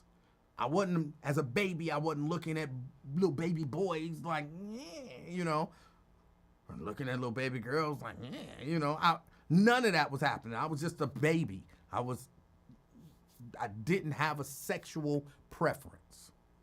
I believe that develops. I genuinely believe a sexual preference develops. I don't think you're born one way or the other. I don't think I was. I remember being a little bitty kid. And I remember not. Now, by the time I got to the kindergarten, by the time I got to the first grade, I remember liking girls. What was that, 5 years in? I had a whole 5 years to develop that. Because I remember before, I don't remember everything from when I was a little bitty kid. I don't remember everything. But I remember not thinking about sex. I remember just thinking about playing with little toys. We had this little spinning thing. You push it down and it spins. And we was around little boys, little girls, and I never thought about grabbing a single one of them. I was asexual. And then as I grew, I developed something. And it was well known to me as I was developing that I want to say I was kind of taught, again, by the stuff that you see and you hear. Boys like girls and girls like boys. And if I would have not known that, who knows? I might have been, okay. Girls could like girls, whatever. So I don't know if it develops or not, but I do know that whatever the stories are, a parent should be able to say, I want my kid to hear that. I don't want my kid exposed to that. If they're going to be exposed to anything like that, it's going to come from me. So I think that those parents should be able to opt out. Yes, glitter, Shannon. Yes. How else would you know? They wear pink and purple.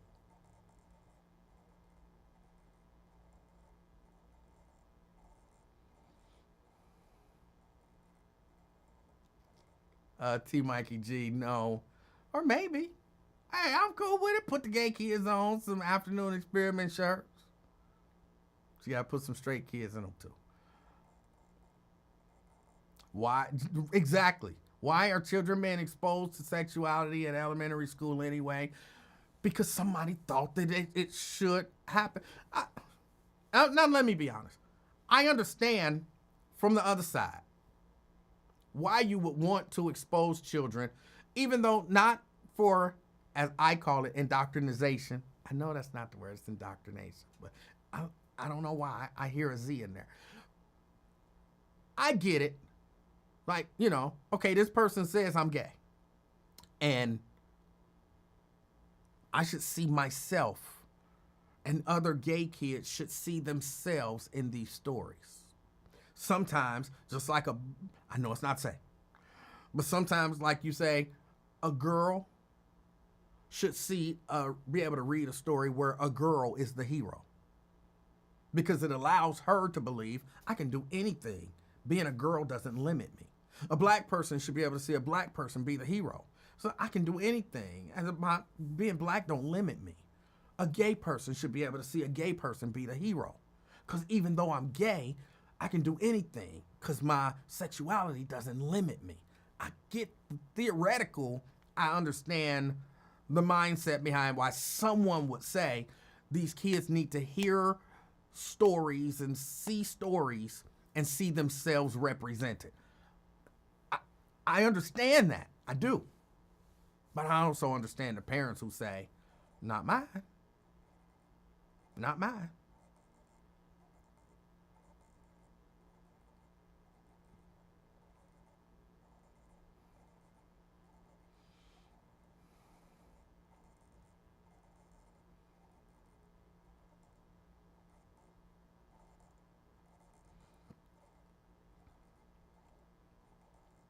Brian says, or maybe if everyone is allowed to be who they are, people won't have to rebel or deviate or get beat up because it's closeted. I understand that too. And I'm 100% not for, again, I talked about it earlier in the show, people shouldn't bully people. Nobody should be putting their hands in a violent manner on somebody else, and then you wouldn't even have to come to except for self-defense, because if nobody was doing it, you wouldn't have to be defending yourself against it. So I agree with that. People should be allowed to be who they are. But I feel like it might be a little bit beyond being allowed to being encouraged. You're allowed to be who you are. But have you considered that you might be this? And it's almost like planting a thought in somebody's head at a very young age.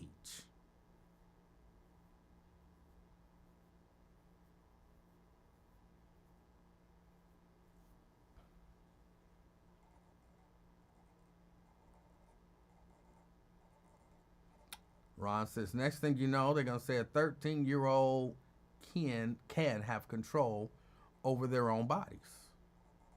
All right. Vernon says, how about those Reds? I don't know. I don't watch that stuff. Ron, talking about Jack and Jill, thought they were boyfriend and girlfriend. Can we just, for the purposes of settling this, on the afternoon experiment, Jack and Jill was sweet little boyfriend and girlfriend. They held hands every once in a while. And Jack might have tried to kiss her on the cheek once.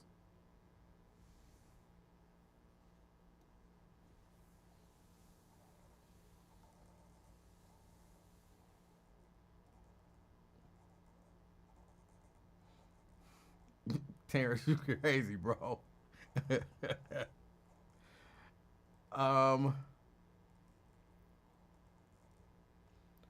CK say, Emanuel, will you please explain to your audience how embarrassed the cousin is for Wes to tell that while he's serving in prison? Yeah, I mentioned that.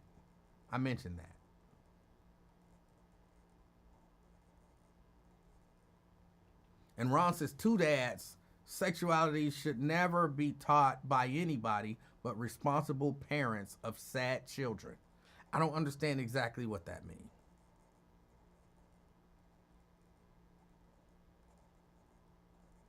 Jerica says, behaviors are learned, in my opinion. I agree.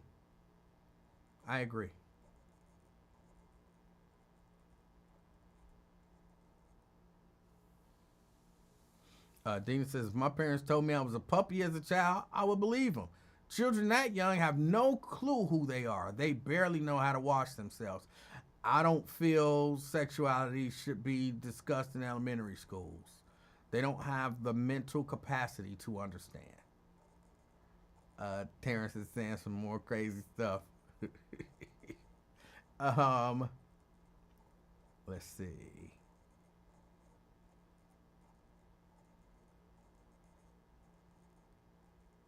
Is it the school's responsibility or the parents to develop their children? Now, I think the argument would be from the school.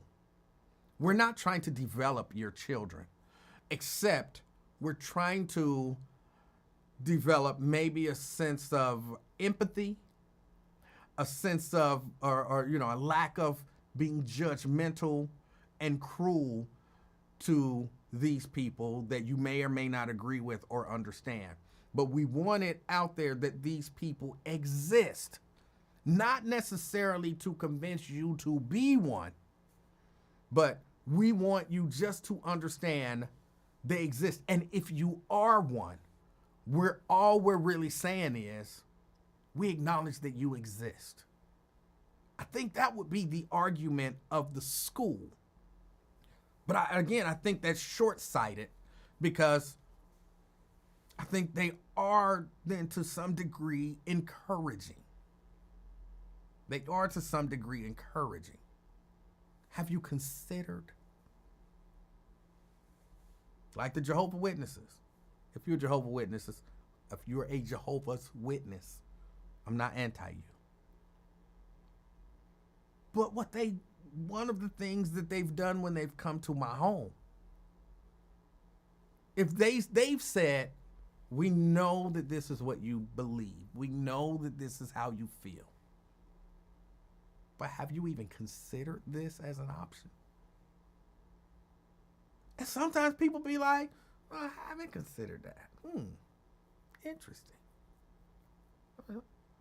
And when you're talking about very young, very impressionable minds, and you present them with other options, I don't know if you're straight, I don't know if you're gay, trans, bi, whatever,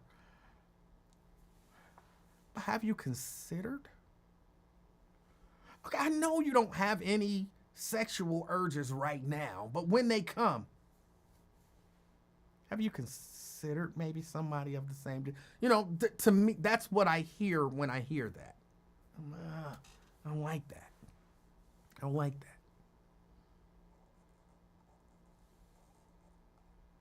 So, again, on this, I think so far I agree with the Trump administration.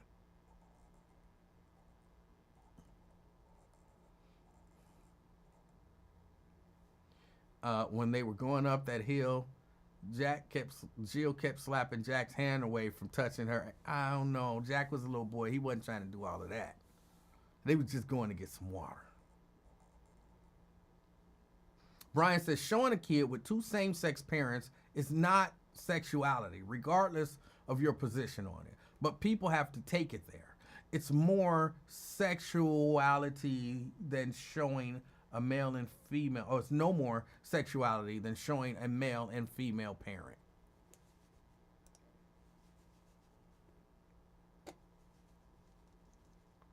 Okay. Hold on, something's going on here.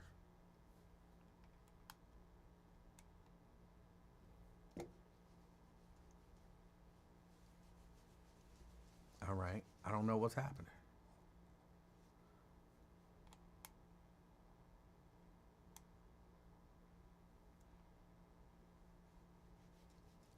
Yeah, I don't know what's happening here. I can't scroll. It's not allowing me to scroll.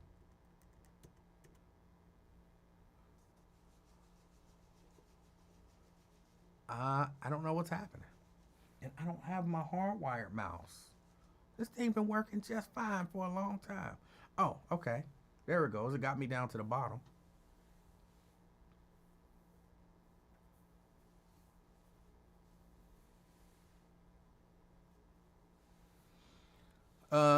Jerica says, wait a minute.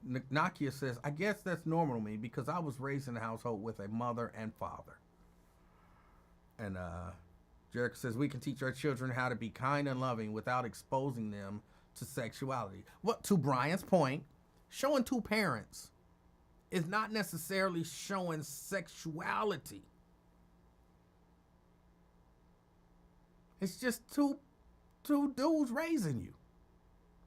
They're not showing them in the bed hunching. They just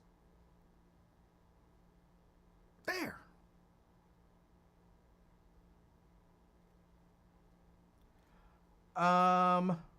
Let's see. Hold on. Nokia's not a virus. I think I need to recharge my mouse. Lastly, before I get out of here, because I do have to get out of here, this is kind of for Sierra. I watched the Pop the Balloon or Find Love Netflix show. I gave it a second chance, and I still don't like it. I think they listened to people. I think they heard a lot of the feedback. And so they changed all of it wasn't as much hijinks and, all that stuff. That wasn't so much in the show. It was kind of a straightforward Pop the Balloon. but I still didn't care for it. I still didn't care for it. Yes, they made it too dry. I think one of the things about the show that I like when Arlette does it, Arlette plays it straight. And there are even times, which end up being hilarious, there are even times when Arlette is doing her best to not laugh at some of the things that are completely funny. Whereas this host, who I don't know her name, I'm sorry, I don't watch like Sincere and all that stuff, or Insecure. I said Sincere, Insecure and all that stuff. But like this host is trying to be funny. Like the host is trying to bring the funny, and again, it feels game showy.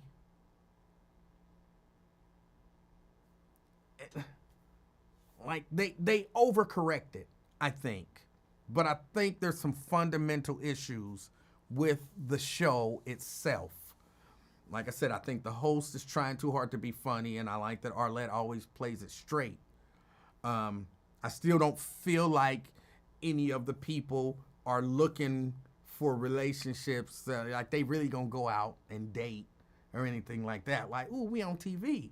And so they trying to be on TV. Even though you could say the same thing for the YouTube version, but at least they're pretending better. You know what I'm saying? I don't know. I don't like it. I'm gonna give it another chance and see if they can. I'm gonna give them probably about 5 shows, and I'm gonna see if they can find their own lane. And I might not be in their lane.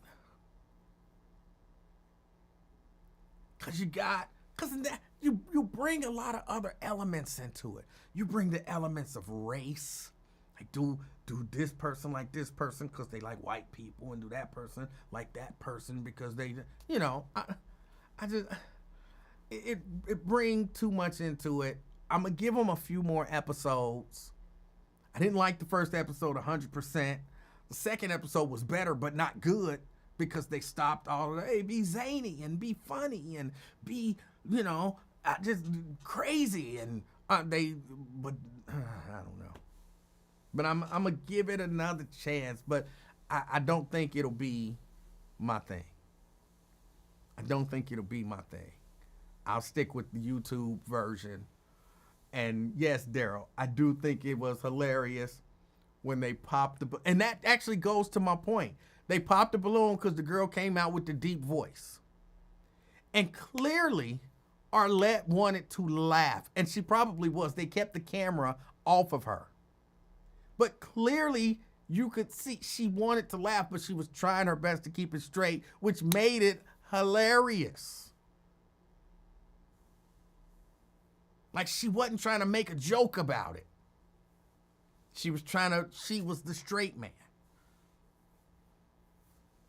Whereas if that would have happened on the Netflix version, she did like a whole, 2-minute comedy routine about her voice, and then kept referencing her comedy routine when she asked everybody why they popped.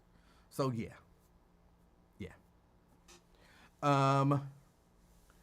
Shahira says you should definitely watch Insecure. That show was hilarious. I will pass.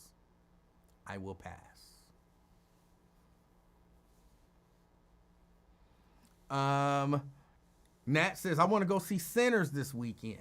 I want to see Sinners. I do not want to go to the theater. I'm off the theater. I think I'm out of the theater. Now, Mrs. Livingston said she had a networking event that was at some theater, and, she might want to go and, us go and check it out. And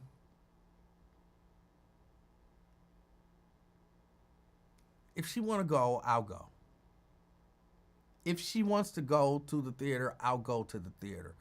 But I'm very happy waiting for stuff to stream. I don't know why.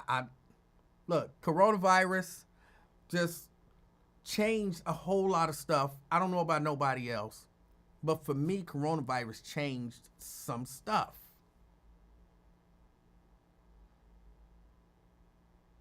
and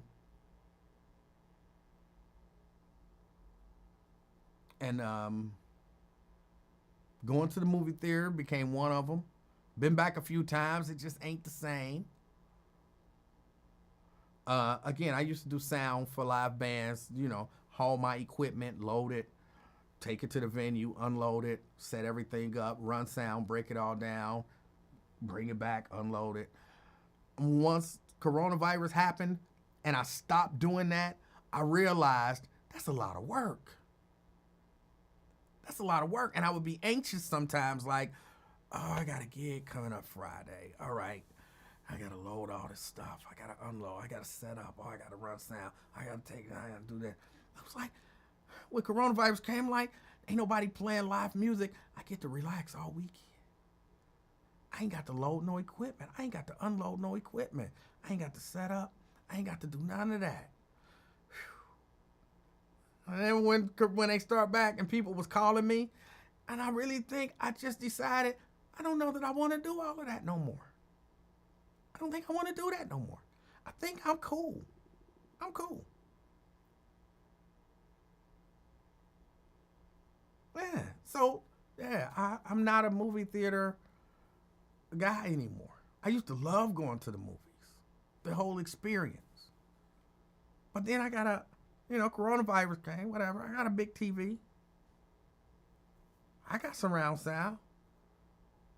I got chairs to recline. You know what I'm saying? It still ain't the same, but I'll wait till stuff is streaming now. I'll wait till stuff is streaming. Plus, I had Movie Pass.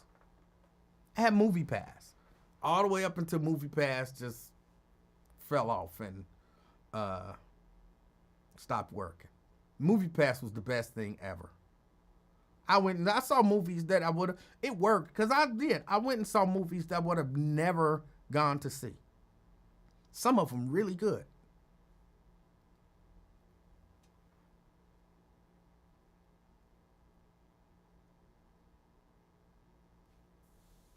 But, yeah. Shahira asked, why would I'm out of insincere or sincere or insecure. I think it's insecure. Why have I not gone to, or why am I off of it? I saw Mrs. Livingston and she watched it. It's just certain stuff, it doesn't resonate with me. And I was like, this is girl stuff. Like, this is girl entertainment. And I'm not into it. Ron says, going to the show been dead. Are they gonna make remakes or remakes?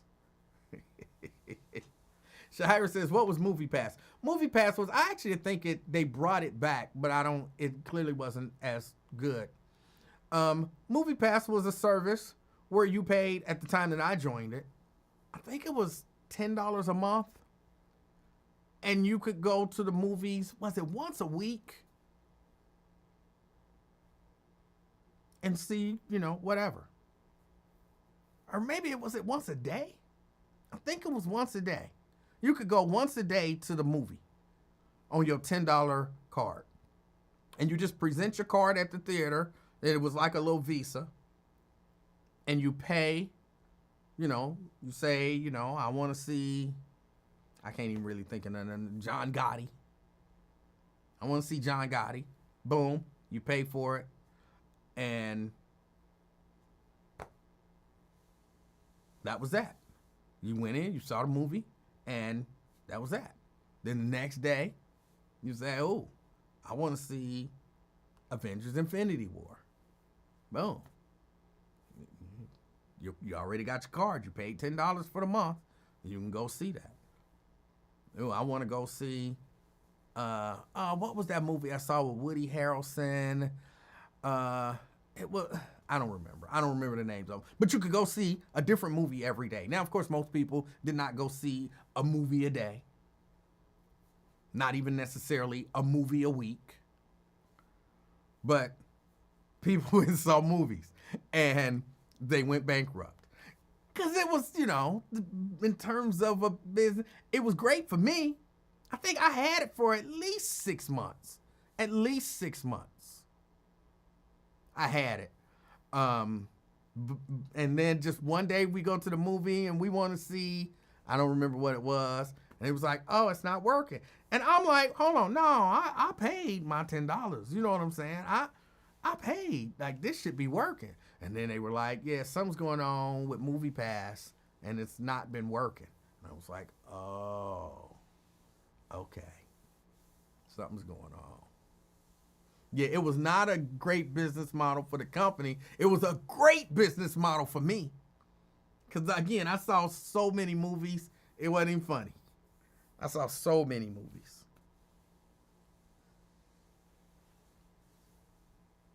Let me see. Anthony says, I just get upset when trying to watch the movie. A group of folks just won't be quiet so you can't enjoy the movie you paid to see. And the last, excuse me, the last movie that we went to that me and Mrs. Livingston said, that's it. We went to see Exorcist, Beginnings or whatever that last Exorcist movie that came out with the two girls. And we're in the movie theater watching the movie. And, of course, a group of young people, they might have been teenagers, they might have been early 20s, but they were young people, came in being loud. Just loud for no reason. Like, I want to say like it was the Regal, but it wasn't the Regal. You know what I'm saying? We don't want to hear your conversations and y'all interaction with each other. Get off my phone. Give me my phone. Girl, you better stop playing. Get off of me. Let me go. Let me go. Don't touch my leg. No, you can. I'm going to get something to drink. I'm going to get something to drink. Now, I'm going to just stay here then. If y'all going to, and I'm like, we trying to watch the movie. And everybody in the theater, shh, shh, and they, shh, my ass. You shh. And you're like, oh my goodness. And we got to deal with this. And then she was like, okay, that's it. That's it. What theater did we go to? What? I don't remember what theater. I don't care what nobody says. Theater. I don't remember what theater it was. I'm trying to remember. Was it Oakley? I don't think it was out. I don't think it was AMC in Oakley. I don't remember which theater it was. I do remember we was like, this is it. This is our last time. This is our last time. And so we ain't been back since.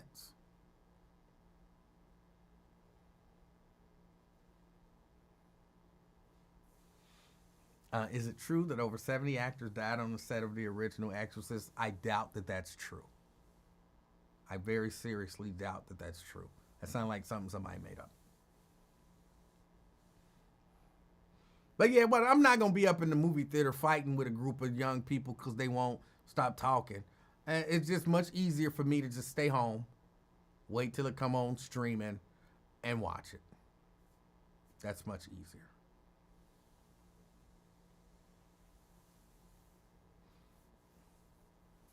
And Ed, yes. Black Lion said, that's when you know you've gotten old. No, bro. Yeah, it was a whole bunch of baby hair slicked down. Yes, it was. Whole bunch of baby hair. But it was a group. It had to be 6 or 7. It was an uneven number. So 7 or 9. It was a fairly large group.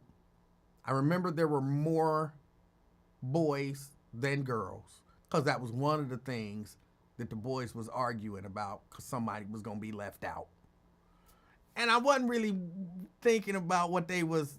I mean, they was just, but somebody was going to be left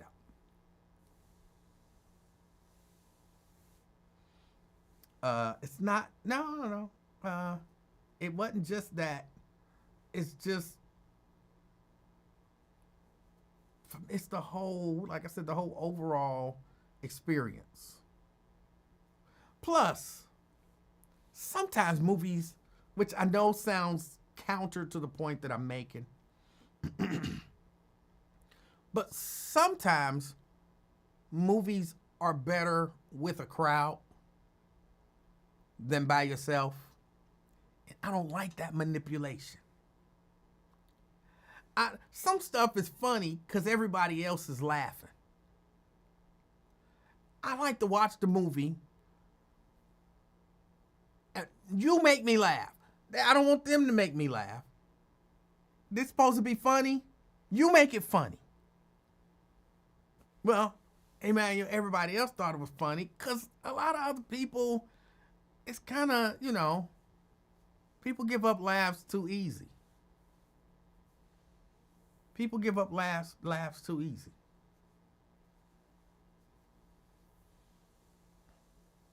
So I don't want to just be, no. And then you'd be like, oh, that's a good movie. Oh, that's a good movie. And then people go to the movie and they not in a crowded theater on the opening weekend. And then they like, I was at the theater, that wasn't funny. That wasn't funny. And you're like, everybody in the movie theater was laughing when I saw it. And then when you see it on streaming, you like, that wasn't funny. Why was I laughing? So yeah, I don't like that manipulation.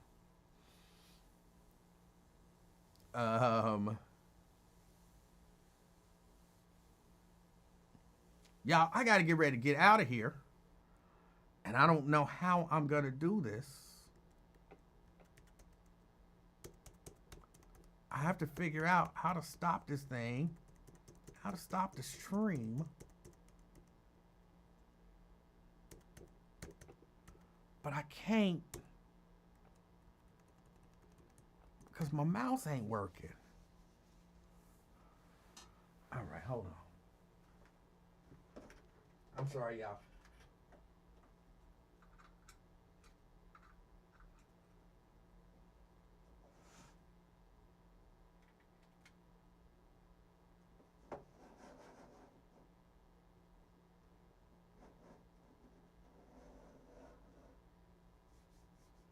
I don't know what's happening here.